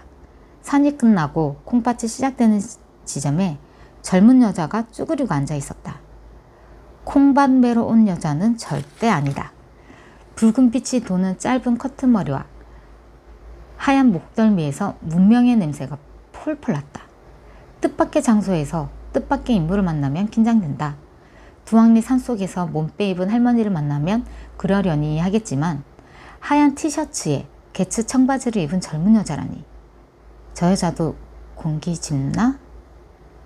바보용을 만났을 때만큼이나 긴장해서 지나가는데 기척을 느꼈는지 여자가 돌아봤다. 얼굴 절반을 가린 선글라스. 그 선글라스에 밀짚 모자를 쓴 내가 비치는데 이 와중에도 부끄럽다. 되게 촌스럽다. 여자는 토하는 중이었나 보다. 왜 그런 느낌을 받았지? 아마 입을 닦아내는 동작 때문인 것 같다. 긴장하면 감각이 예민해지나 보다. 별것들이 다 눈에 들어온다. 여자의 새끼손가락이 되게 짧다. 그나저나 참 애매하다. 산길에서 토하는 여자를 만나면 어떻게 해야 하나.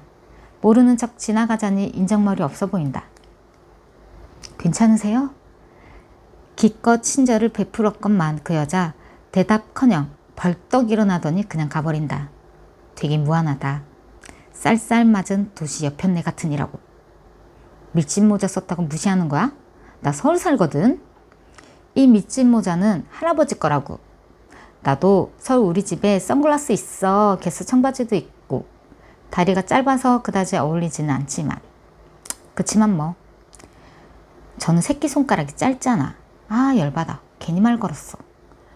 토하던 여자는 고깃길 입구에 세워놓은 썬팅에 까맣게 된 소나타를 타고 가버렸다. 혹시 술 먹고 토한 거 아니야? 음주운전으로 확 신고해버릴까 보다. 시골집은 조용했다. 감나무 밑에서 공이가 꼬리를 흔들며 콩콩 짖을 뿐. 할머니는 아직 밭에 있나 보다. 보물 찾아 떠나기 전 홍간난 여사는 뒤주 쏙을 뒤지며 콩이구 깨구 죄다 눕져서 어떡한다니. 걱정을 한바탕 하더니 앞마당 가득 들깨를 늘어놓았다. 먼저 차가운 물로 세수를 하고 목덜미와 겨드랑이도 닦았다. 모욕죄기다. 모욕죄기. 더워서가 아니다. 보물의 신이여 정성을 갸륵히 여기사. 눈앞에 보물상자 뚜껑에는 접착 테이프가 겹겹이 붙어있다. 6살 솜씨치고는 꼼꼼하다. 꼼꼼하면 꼼꼼할수록 내용물에 대한 기대가 커진다. 보물이라. 나의 보물은 우리 아이들이에요 라고 했다는 아줌마가 있다. 무슨 파티였을 거다. 놀고 마시는 자리에서 다른 아줌마들이 지금으로 따지면 샤넬 핸드백이나 티파니 반지 같은 걸 자랑하고 있는데 분위기 깨는 말을 한 잘난 아줌마. 알고는 있다. 진정한 보물은 마음속에 있고 파랑새는 자기 집 새장에 있다는 걸. 그렇다고는 해도 물어보고 싶다. 6살 무순아, 너에게 보물은 당최 어떤 의미였던 거냐. 자칭 보물 상자에서 출토된 것. 글자가 재워진 오각형의 배지 하나, 전리 하나, 목각 인형 하나. 아무리 어려도 그렇지 무순아, 보물 상자라고 이름 붙였으면 그에 어울리는 걸 넣어놨어야지. 이런 거 넣어놓고 보물상자라고 하면 사기란다. 전리가 뭐니 전리가. 할머니 금가락지, 할아버지 호박단추. 그게 그렇게 어렵더냐. 빠진 이빨은 지붕 위에 던졌어야지. 그래야 까치가 물어가고 새 이빨이 난다고 아무도 안 알려주던. 기필코 이빨을 넣어야겠다면 코끼리 이빨이라도 넣어놓든가. 분명히 내 이빨일 텐데도 징그럽다. 뼈와 비슷해서 그런가. 꼴 보기 싫다. 대문 밖으로 던져버렸다. 까치가 물어가든 말든. 나도 새 이빨 따위 필요 없으니까. 하늘이 우중충하다. 검은 구름이 막 몰려든다. 비가 오려고 그러나? 온몸이 끈적거렸다. 선풍기 바람을 중으로 키워놓고 그 앞에 누웠다. 배지는 금칠이 벗겨진 지 오래고 그나마 보물에 가까운 건 목각 인형일 텐데 핸드메이드다. 제목을 붙이자면 자전거와 소년쯤 될까. 소년이 자전거 핸들을 잡고 서 있는 모양. 조각도로 일일이 깎아서 만든 건데 공이 많이 들어간 물건이다. 직선이야 그냥 깎아내면 그만이라지만 자전거 바퀴나 소년의 얼굴 등 둥근 부분의 칼자국이 되게 섬세하다.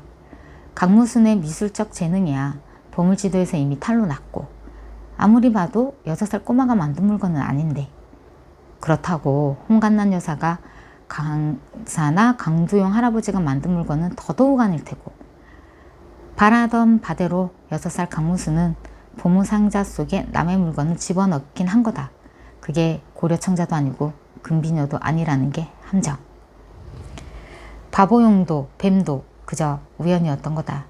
거미도 토하던 여자도 아무 이유 없이 그냥 거기 있었던 거고. 이게 뭐야.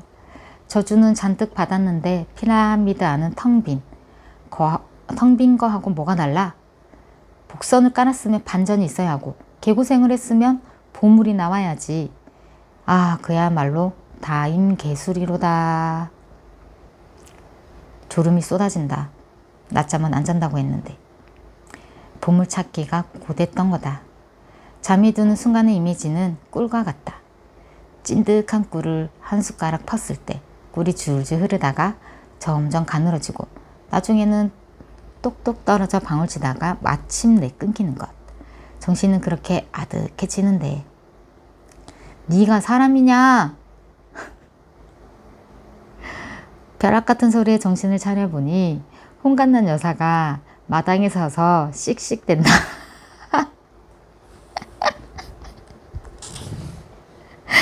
그 사이에 비가 왔나 보다. 마당이 젖어있다. 아무리 게을러 터졌어도 그렇지 비가 오는데 그냥 빠져 자는 년이 어딨다니. 내가 뭘 우산 안 가져다 줬다고 화났나? 홍갓난 여사가 맨손으로 뭔가를 쓸어 담는다. 그러고 보니 빗물에 쓸려 뭔가 떠내려가는데 깨알 만큼 작은 저것은 어라 진짜 깨다. 이걸 어떡한디야. 이 아까운 걸. 쓰레받기 가져와. 쥐어 박는 말투가 기분 나쁘지만 쓰레받기 대령했다. 홍갓난 여사는 쓰레받기에 들깨를 쓸어 담았다. 이런 말 하긴 뭐하지만 이미 늦은 것 같은데. 그냥 서 있긴 뭐해서 깨를 하나하나 줍고 있는데 에이 씨부르고 홍갓난 여사가 쓰레받기를 패대기 쳤다. 쓰레받기가 깨지면서 플라스틱 조각이 눈앞으로 날아가는 바람에 시겁했다. 염장을 질러라 이년아. 그걸 하나하나 줍고 있게. 비 쏟아질 땐 처자빠져 있다가 이제 와서 깨를 줍고 자빠졌네. 게을러 터지냐.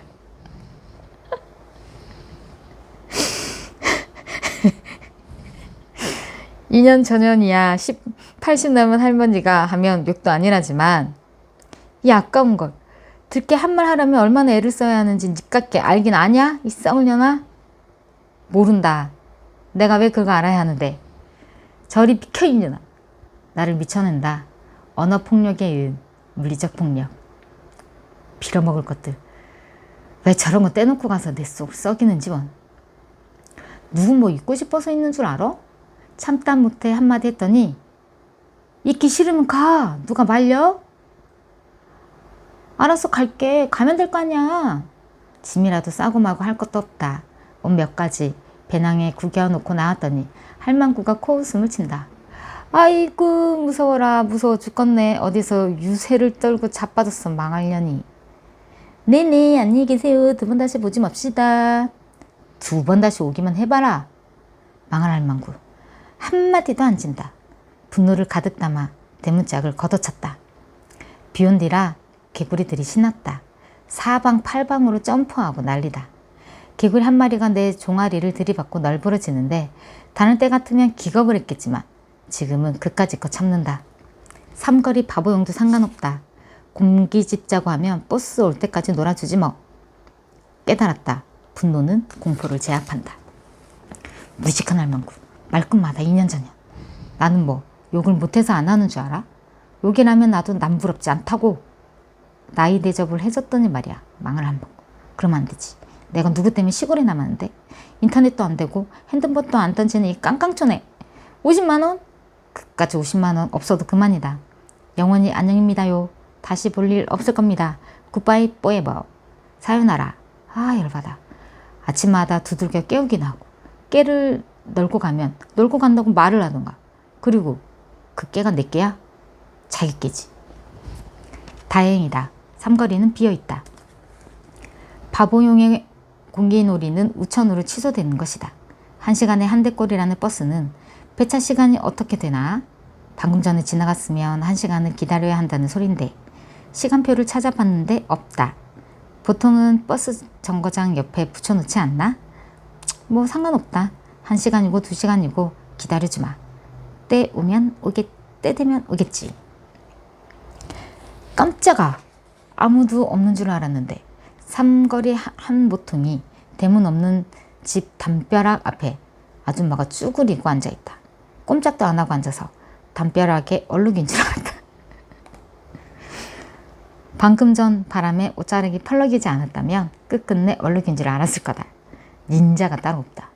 닌자 중에도 상급 닌자. 무라일체의 경지다. 무엇이 아줌마고 무엇이 담벼락인가. 바보용도 그렇고 토하던 여자도 그렇고 두학년 사람들은 쭈그려 앉는 걸 엄청 좋아한다. 난 저렇게 조금만 앉아 있어도 다리가 저린다던데. 닌자 아줌마는 무릎을 감싸 안은 팔뚝 위에 턱을 얹어 놓았는데 시골 아줌마 치고는 특이하게 파맞게 없는 커트머리다. 밤베개 커트머리. 80이 넘은 홍간난 할망구도 까마귀처럼 염색을 하는데. 아, 누군지 생각났다. 저 아줌마 왕따 아줌마다. 할아버지 장례식 때 동네 사람들이 모두 이를 도우러 왔는데 사흘 동안 겪어보면 누가 동네 실사애구나, 누가 누구랑 사이가 안 좋구나 대충은 알게 된다. 저 닌자 아줌마는 누구랑도 친하지 않았다. 늘 사람들로부터 한 걸음 떨어져 있는 느낌이었는데 장례식 이틀째 밤이었던 걸로 기억한다. 문상객들이 뜸한 시간이었고 동네 아줌마들이 상 하나를 차지하고 밥도 먹고 술도 먹고 한잔하는 분위기였다. 닌자 아줌마가 부엌에 혼자 앉아 있기에 그러고 보니 그때도 쪼그려 앉아 있었다. 평상 밑에 다들 모여있다고 말씀드렸더니 고개만 끄덕끄덕 할 뿐 움직일 생각을 안 하는 거다. 그때 다른 아줌마가 들어와 밥을 퍼가는데 닌자 아줌마를 못 본 척했다. 진짜 못 본 게 아니라 보고도 못 본 척 고개를 돌리는 그런 거 말이다. 그때 깨달았다. 시골에도 왕따가 있구나. 어쨌거나 현지인이 기다리는 걸 보면 버스 시간이 가까운 거겠지. 잠깐 동안이지만 비가 많이 왔나 보다. 물 흘러가는 소리가 요란하다. 전에 아빠한테 들은 적이 있다. 비만 오면 여기저기 밭둑이 무너져서 그거 치우느라 어떨 땐 학교도 못 갔다고. 저 기세로 물이 흐른다면 어디가 무너진데도 이상할 것 없겠다. 하물며 시골집 앞마당에 들깨쯤이야. 닌자 아줌마는 뭘 저렇게 보는 걸까? 땅바닥엔 아무것도 없는데. 삼거리 한복판엔 차바퀴가 만들어낸 웅덩이가 있고 그 옆엔 개구리가 하얀 배를 내민 채 그야말로 개구리처럼 뻗어 있다. 죽은 개구리를 보는 건가? 아니다. 그보다는 좀 더 먼 곳을 보고 있다. 길이 사라지는 산 모퉁이를 지나 더 먼 곳. 차 소리가 난다. 버스가 오나 보다. 어느 쪽에서 타야 되나? 참고하려고 아주머니를 봤는데 꼼짝도 안 한다. 버스가 아니라 트럭이었다. 학교 쪽에서 나타난 트럭이 개구리 시체를 깔아뭉갠 뒤 다리 쪽으로 사라졌다. 속이 메스꺼린다. 차마 개구리의 상태를 확인할 수 없어 트럭이 사라진 쪽을 보고 있는데 엄마 배고파. 대문 없는 집에서 공기 짚는 남자가 나왔다. 닌자 아줌마가 부스스 일어나더니 안으로 들어가 버렸다. 바보용의 눈에 띨세라. 이번엔 내가 기척을 죽였다. 분노가 식으면서 공포가 되살아났나 보다. 역시 무라일체의 경지는 아무나 하는 게 아니다. 바보용이 나를 향해 힝 하고 웃더니 엄마를 따라갔다. 나로선 천만다행이다. 근데 닌자 아줌마는 버스를 기다린 것도 아니면서 30분 넘게 뭘 쳐다보고 있었던 걸까? 뭘 기다리고 있었던 걸까? 뭐 상관없다. 그 사이 30분은 지나갔고 그렇다면 늦어도 30분 뒤엔 버스가 올 테니까. 부흥 싶어 처마 밑에 달린 가로등에 불이 들어왔다. 불빛을 향해 날파리들이 날려든다. 드문드문 산 아래 집들도 불을 켠다. 불을 켜니까 오히려 어둠이 실감난다. 스마트폰으로 확인한 시간은 6시 55분. 날이 흐려서 일찍 어두워지나 보다. 하늘이 어두워지면서 산의 실루엣이 사라지는 걸 보고 있는데 겼어. 간 떨어지는 줄 알았다. 언제 등장했는지 거만하게 몸을 뒤로 젖힌 아저씨가 바로 뒤에 서 있는 거다. 삼거리에 나밖에 없으니까 분명 나한테 말을 건 건데 뭐라고 했는지 못 들었다. 아무튼 이상할 정도로 허리를 뒤로 젖힌 아저씨는 양팔을 휘두르며 내 옆을 지나 부흥 슈퍼 안으로 들어갔다. 그 아저씨 허리에 자석띠를 둘렀다. 왜 지하철 같은 데서 허리 아픈 어머님 아버님께 하나 사드리라는 효도상품 말이다. 잠시 후 소주 한 병을 들고 부흥 슈퍼에서 나온 아저씨는 버스 끊겼다고 한마디 던지더니 대문 없는 집으로 들어가 버렸다. 저 집 사람들하고 나하고는 살이 끼었나 보다. 모든 식구가 등장할 때마다 깜짝깜짝 놀래키니원. 어쨌거나 삼거리엔 다시 나 혼자 남았다. 오지 않는 버스를 기다리는 강무순. 어이없으면 웃음이 나온다는 말이 맞나 보다. 하하하. 7시도 안 됐는데 차가 끊겼단다. 참 대단한 동네다. 히치하이킹? 소 달구지라도 지나가기만 하면 잡아 타야겠다. 아니면 걸어갈까? 버스로 30분이니 걸어가면 얼마나 걸리려나. 2시간? 3시간? 길 모르는 건 그렇다 쳐도 오늘은 날이 흐려서 달도 안 떴다. 가로등 불빛을 벗어나면 그야말로 암흑 그 자체다. 칠흑 같은 어둠이란 게 바로 이런 거겠지. 다리에 힘이 풀린다. 소나기 때문에 부흥 슈퍼 앞 소파는 젖어 있고 닌자 아줌마처럼 쭈그려 앉았다. 그냥 이대로 첫 차를 기다려? 막차가 일찍 끝났다고 첫 차가 일찍 오리라는 보장이 없다. 다시 들어가? 아니다. 그건 도저히 못하겠다. 대문을 걷어차고 나왔는데 다시 기어 들어간다니 상상만 해도 쪽팔린다. 모기가 달려든다. 부흥 슈퍼에서 텔레비전 소리가 흘러나온다. 조금 있으면 홍간난 할망구가 죽고 못 사는 드라마가 시작될 거다. 망할 한망구. 텔레비전 보며 하하호호 하겠구만. 그까짓 게 뭐가 재밌다고. 하도 재미있게 보길래 유배 첫날 옆에서 슬쩍 봤다. 잠깐 봤는데도 지난 내용은 물론 앞으로 어떻게 될 건지 죄다 알 것 같았다. 내가 영특한 건지 드라마가 빤한 건지. 아무튼 그걸 보는 홍간난 할망구의 리액션은 혼자 보기 아까울 정도였다. 저런 망할 년. 욕은 기본이고. 아니요. 그년이 나쁜 년이라니까. 텔레비전이랑 대화를 시도했다. 망할 한망구. 지금이라도 데리러 오면 못 이기는 척 들어가 줄 텐데. 짐승 우는 소리가 들렸다. 지난밤에도 들었던 그 울음소리다. 고라니는 아닌 것 같고 여운가? 가지가지 한다.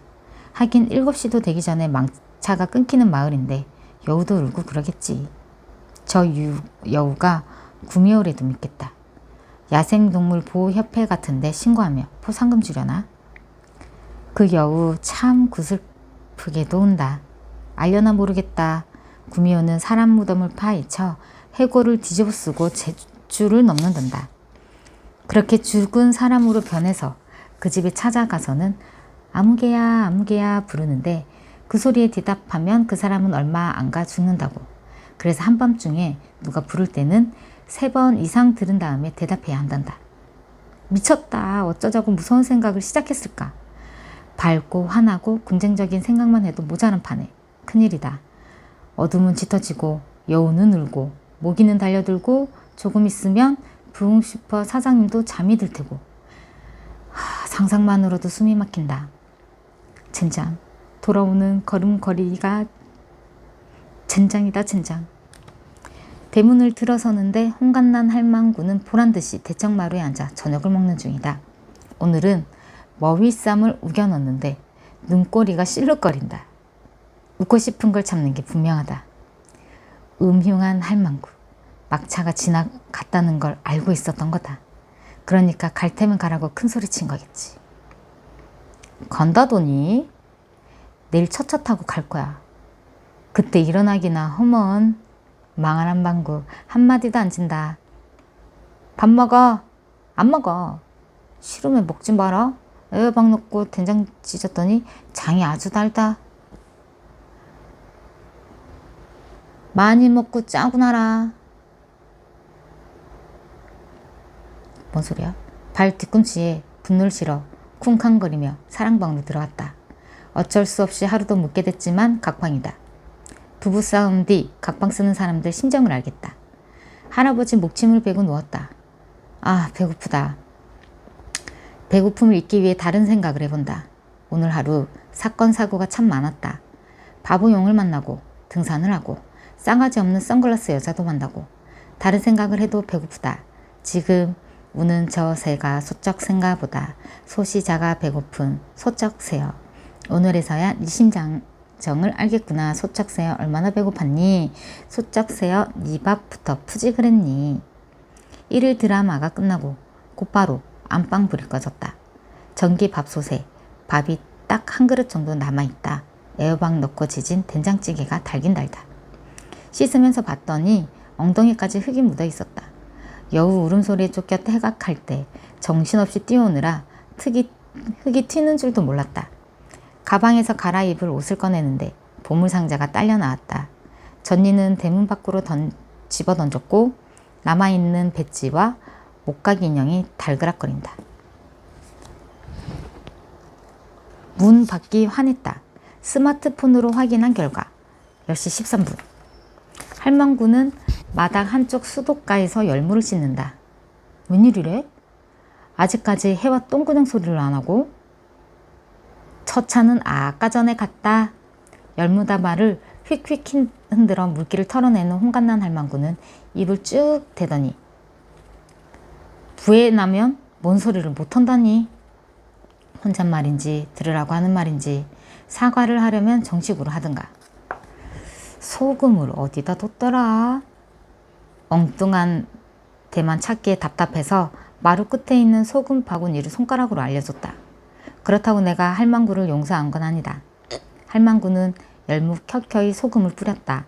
방금 뽑아온 열무가 참 보기 좋다. 뭘로 좀 덮어놔야 하는디? 마침 고무다라에 딱 맞을 것 같은 쟁반이 눈에 띄기에 갖다줬다. 그렇다고 내가 할망구를 용서한 건 아니다. 쌍욕까지 들은 나로서는 그렇게 쉽게 수박 먹을 텨? 대청마루에 나란히 앉아 수박을 먹었다. 이게 뭐라니? 홍간난 여사는 자전거와 소년을 이렇게도 보고 저렇게도 보다가 이런 거 갖고 있으면 동티나 하고는 호미를 들고 나가버렸다. 앞마당에 떨어지는 햇빛이 눈부셨다. 오늘 하루도 되게 더우려나 보다. 동티라? 어제 그 사단도 동티 중에 하나일까? 너 가질래? 공이한테 내밀었더니 냄새 한번 맡아보고 외면했다. 저도 싫은가 보다. 어제에 이어 아홉 모랑이 길에는 사람이 없다. 뱀도 없다. 거미는 그 길에 또 줄을 쳐놨다. 막대기로 거미줄을 물리쳤다. 거미가 기겁을 하고 달아난다. 어떤 길이든 첫 번째보다 두 번째가 더 가깝게 느껴진다. 생각보다 일찍 마루지 고개를 넘었다. 경산 유씨 종택은 오늘도 조용하다. 어젯밤 잠들기 전에 문득 생각났다. 보물 상자를 묻은 건 6살 강무순 혼자였을까? 6살짜리가 그렇게 깊숙이 땅을 팔 수 있었을까? 6살짜리가 보물 상자 뚜껑에 접착 테이프를 꼼꼼히 붙일 수 있을까? 가장 큰 문제는 목각 인형이다. 20살, 21살 강무순은 확신한다. 그건 6살 강무순의 물건이 아니고 6살 강무순이 탐낼 만한 물건도 아니다. 그렇다면 보물상자를 묻을 때 누군가 있었던 거다.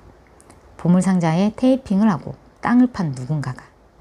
자전거와 소녀는 그 누군가의 것일 테고. 어쨌거나 목각 인형과 배지는 다시 묻기로 결정했다.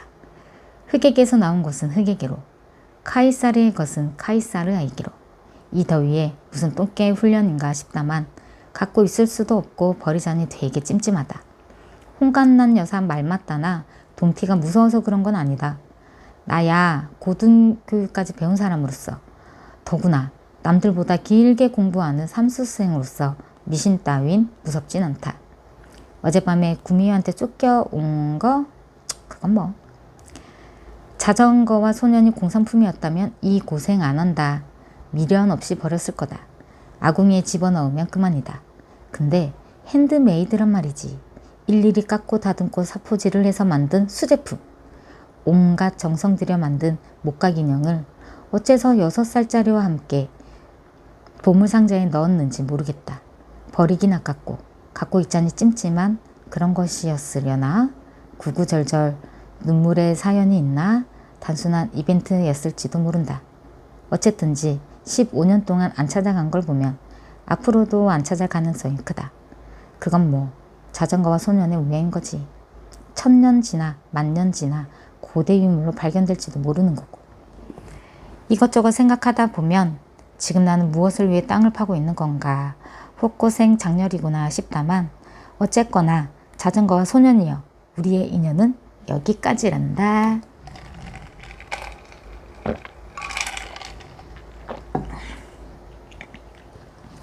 뭐 하는 거예요? 이런 방심했다. 어제도 거기서 땅 팠죠? 어제 그 방해꾼인가 보다. 뭘 묻는 거예요? 목소리가 갈라진다. 종갓집 때문에 삐딱하게 선 소년에게 변성기가 왔나 보다. 소년이 슬리퍼를 찍찍 끌고 다가온다. 사극 세트에서 산다고 한복에 고무신 신을 거라 생각은 안 했지만 그래도 반바지에 슬리퍼는 좀 그렇지 않나 생각하며 얼굴을 보는 순간 세상에! 교회 다녀요? 나는 무신론자인데 맙소사 아니면 무당? 무신론자라니까? 그래도 널 보고 있느라면 신이든 악마든 뭐든 믿을 수 있을 것 같구나. 우와. 뭐 하냐고요? 글쎄, 내가 뭐라고 있었을까? 너를 보는 순간 내 이름도 잊었단다. 인간 지우개 같으니라고. 경찰에 신고할 거예요. 잠깐만. 일단 불러세우고 너 말을 시작하긴 했는데 뭐라고 얘기해야 할지 모르겠다. 소년이 미간을 좁히며 다음 말을 기다린다. 되게 잘생겼다. 소년이 정정한다. 미소년이 주춤 물러서며 눈을 가늘게 뜬다. 의심할 여지 없는 경계 있는 처리. 있잖아. 저기 나는 수상한 사람이 아니고 아웃모랑의 강씨 있잖아. 얼마 전에 할아버지 돌아가신 그 집 손녀인데 나의 신원과 보물상자와 다임개술 그리고 자전거와 소년의 매장에 대한 경위를 더듬더듬 밝히는 동안 소년은 아니 미소년은 목각인형을 이리저리 살폈다. 그때를 틈타 나는 꽃돌이를 이리저리 감상했다. 정말이지 공짜로 보기 미안할 정도로의 미모다. 이걸 묻은 게 몇 년 전이라고요? 15년 전이란 말에 꽃돌이는 심각해졌다. 뭘 생각하느라 그러는지 눈을 내리까는데 속눈썹이는 어찌나 긴지 그 그늘에서 햇빛도 피하겠다. 따라와요. 지옥이라도 따라가주마. 기능적이고 아름답다고 문화재청장이 특별히 칭찬한 대문턱을 넘어 기호지방의 대표적 양반 가옥 안으로 들어갔다. 허연 허벅지를 다 내놓은 사리마다 같은 핫팬츠가 살짝 마음에 걸리지만 도련님도 반바지에 슬리퍼 끌고 다니는데 뭐.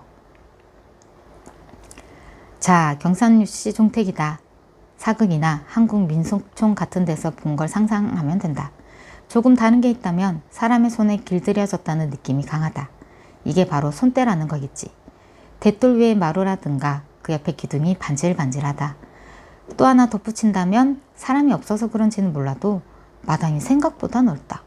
이 집 마당새는 고생 좀 했겠는데 싶다. 왼쪽 대문에 행랑채라고 할까? 머슴들이 쓰는 방이 있었다. 정면에 보이는 건 대감마님이 글 읽는 방 사랑채겠고 머슴방에도 사랑채에도 자물쇠가 달려있다. 사랑채에 T자로 누각이 붙어있다. 오늘같이 더운 날 저기서 구팅불면 딱이겠다. 나무판에 한문으로 써놓은 게 저 누각의 이름인 듯하다. 어찌나 흘려 썼는지 한 글자도 못 읽겠다. 뭐 또박또박 썼대도 마찬가지겠지만 누각 기둥 옆에 언뜻 빨갛게 반짝인다. 기호지방의 대표적 양반 가옥은 색감도 다르구나. 감탄하다 보니 소학이다. 언덕 위에서 봤다시피 종갓집은 대문 안에 또 문이 있다. 도련님이 두 번째 문으로 들어가신다. 이곳이 주 생활 공간인가 보다.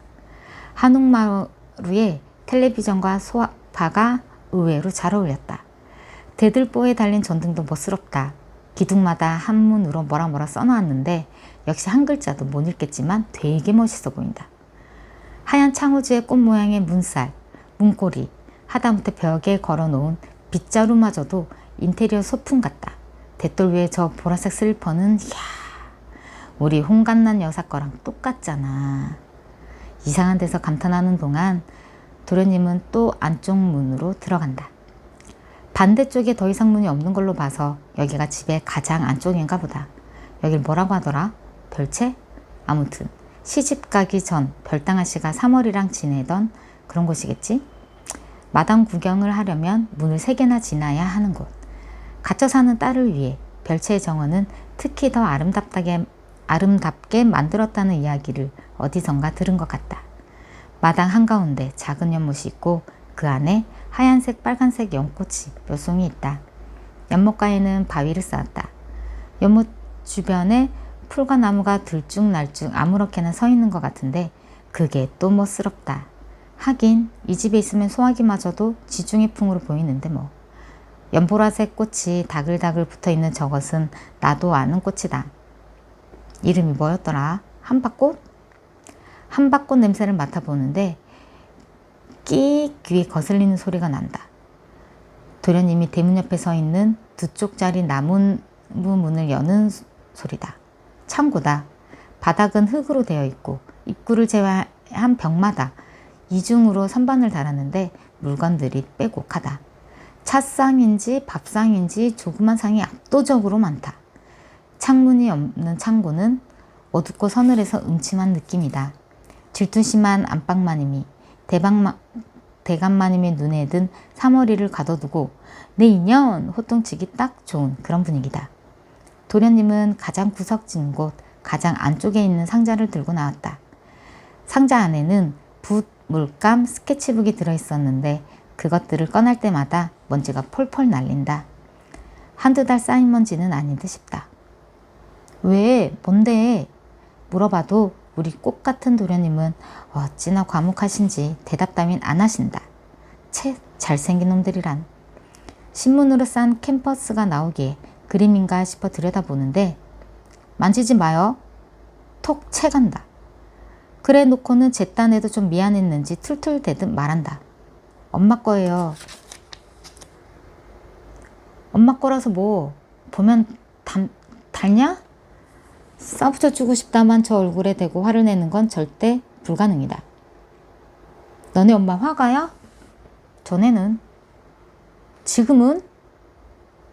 씹혔다. 상자 맨 밑바닥에 스케치북이 깔려있다. 좀 전에 봤던 전문가용이 아니라 학생용이다. 도련님이 찾던 게 그거였나 보다. 스케치북을 넘기는데 정물 앞 풍경화가 휙휙 지나간다. 그리고 나타났다. 자전거와 소년이. 사비연필로 그린 스케치다. 앞모습 뒷모습, 자전거를 타고 있는 모습, 자전거 옆에 기대선 모습. 다음 장에도, 그 다음 장에도 자전거와 소년이 여러 가지 포즈로 등장했다. 니네 엄마가 그린 거야? 꽃돌이가 고개를 가로젓는다. 그럼 누가 그린 건데?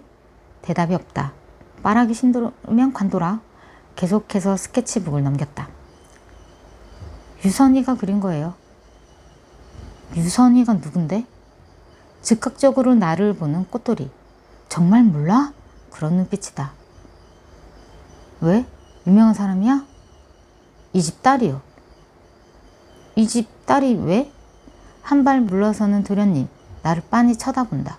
내가 자기를 속인다고 생각하나? 도련님, 셋내는 말입니다요. 모르는 걸 아는 척 한 적은 있어도 아는 걸 모른다고 한 적은 없답니다. 이 집 딸이 누군데? 하고 대묻는데 밖에서 창이야 부르는 소리가 들린다. 꽃대리가 급해졌다. 여기서 나가요. 아까 꺼낸 미술용품들을 마구잡이로 상자 안에 우겨넣더니 빨리 나가라니까. 윽박 지른다. 꽃돌이 저는 상자를 안고 다시 창고 안으로 들어갔다. 갑자기 왜 저러는지 영문은 모르겠다만 나가라시니 나가는 수밖에. 쭈뼛거리며 안채로 나오는데 반대쪽에서 들어오는 아주머니와 눈이 마주쳤다. 경산 유씨, 충자공파 17대 종부 되시겠다. 어떻게 하냐고? 할아버지 장례식 때 봤다. 아줌마든 아저씨든 늙었든 젊었든 죄다 새까맣게 탔는데 혼자만 하얀 얼굴을 하고 있었다. 그때도 개량 한복 차림이었다. 회색 개량 한복. 오늘은 하얀색 저고리와 파란색 치마를 입고 있었는데 참 잘 어울린다. 한복도 그렇고 쪼글진 것처럼 하나로 묶어 올린 머리도 모양도 그렇고. 안방마님은 나를 보더니 고개를 갸웃하신다. 안녕하세요. 일단 배꼽 인사로 문 안부터 여쭙고 본인 소개를 해야겠지? 저는 저기 아웃모랑이 강신의 손녀인데 그 얼마 전에 죽은 망했다. 죽은이 뭐냐? 죽은이. 그것도 기후지방의 대표적인 양반가옥에서 급히 돌아가신으로 정정했지만 무식은 이미 엎질러졌다. 할머니는 좀 어떠세요? 예, 뭐 그냥 너무 갑작스럽게 슬픈 일을 당해서 상심이 크실 거예요. 딱히 그런 것 같지는 않지만 그저 두 손을 모아 배꼽 언저리에 올려놓고 목뼈가 허락하는 대로 고개를 숙였다. 우리 엄마 같으면 당장 무슨 일로 왔냐 물어볼 텐데 종갓집 안방마님은 역시 다르다. 미소를 지을 뿐이다. 어서 이실 짓고 하라는 양반식 제스처. 저는 그러니까 이실 짓고를 하고 싶어도 아는 게 없다. 도련님이 들어오래서 들어왔고 나가래서 나간 것 밖에는. 엄마! 뒤에서 나타나는 도련님. 이게 다 꽃돌이 저놈 때문이다. 뭔 장단인지 알아야 춤을 추지. 누나가 종택 구경 왔길래 구경시켜주고 있었어요. 그렇구나. 나는 종택 구경을 온 거였구나. 집이 너무 그러니까 좋아 보여서 크고 한옥인데다가 뭐라고 말은 해야 할 것 같아서 짓거리긴 하는데 의미는 없고 재미도 없고 누가 좀 알려줬으면 좋겠다 싶을 때 대감마님 등장이요. 경산유씨 충자공파 17대 종손이 납셨다.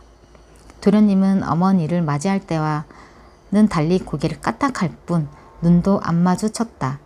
무서기를 봐도 그렇고 아무튼 아들놈들이란. 아웃모랑이 얼마 전에 돌아가신 강씨 할아버지 댁 손녀. 종택 구경 왔대요. 도련님 대신 안방마님이 내 소개를 하고 천천히 구경해요. 대감마님은 고개를 끄덕이셨다. 안방마님도 그렇고 대감마님도 그렇고 모두 긴팔이다. 내 분홍색 반바지가 실제보다 한 뼘은 더 짧아진 것 같은 느낌이다. 이럴 줄 알았으면 할아버지 장례식 때 입은 상복이라도 입고 오는 건데. 앉아요. 뭐 마실 거라도. 안방마님이 마루를 가리킨다. 그러잖아도 목은 바짝바짝 타고 냉커피 한 잔 주세요 했으면 소원이 없겠다만 이 차림으로 마루에 앉았다가는 진짜 풍기가 물란해질 것 같다. 정중히 거절하려는데 도련님이 선수를 쳤다. 아니요, 누나 갈 거예요. 막 가려던 참이었어요. 손만 안 댔다 뿐이지 아주 등을 떠민다. 부랴부랴 하직 인사를 올리고 가능한 한 조신하게 퇴장한다. 불쑥 시작된 종갓집 관광은 마무리도 불쑥이라 뭔가 호둥지둥이다. 대문을 나서는 순간 마음을 너무 놔버렸는지 기능과 아름다움이 있어 특별한 문턱에 발이 걸리고 말았다. 두 팔을 바람개비처럼 돌려 가까스로 균형을 잡았다. 날쌘 나였기의 망정이지. 한마터면 경산유씨 정가 일중 앞에서 널브러지는 참사를 당할 뻔했다. 주마등 2. 죽음이라. 내가 처음 겪은 죽음은 7살 때였다. 15살 큰 누나가 내 연복에 물려 죽었다. 누나는 바쁜 엄마 대신 나를 돌봐줬다. 머리를 감겨주고 밥을 차려주고 잠을 재워줬다. 하얀 얼굴에 볼이 통통한 누나였다. 마지막으로 본 누나는 뼈 위에 살갗을 발라놓은 것 같았다. 뼈다귀처럼 앙상한 손을 내게 뻗었다. 나는 그 손을 잡을 수가 없었다.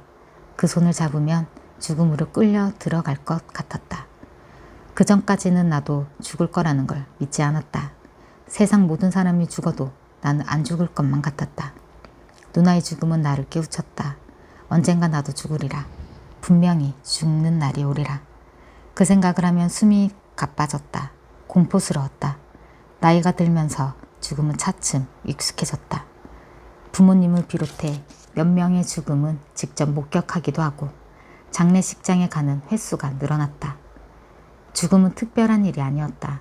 어린 시절 공포 속에서 막연하게 상상했던 나의 죽음을 진심으로 믿게 되었다. 그런데도 막상 오늘 죽는다고 생각하니 느닷없기는 마찬가지다. 무엇보다 이런 식의 죽음일 거라는 고는 생각 못했다. 나는 살해당한다. 여기까지.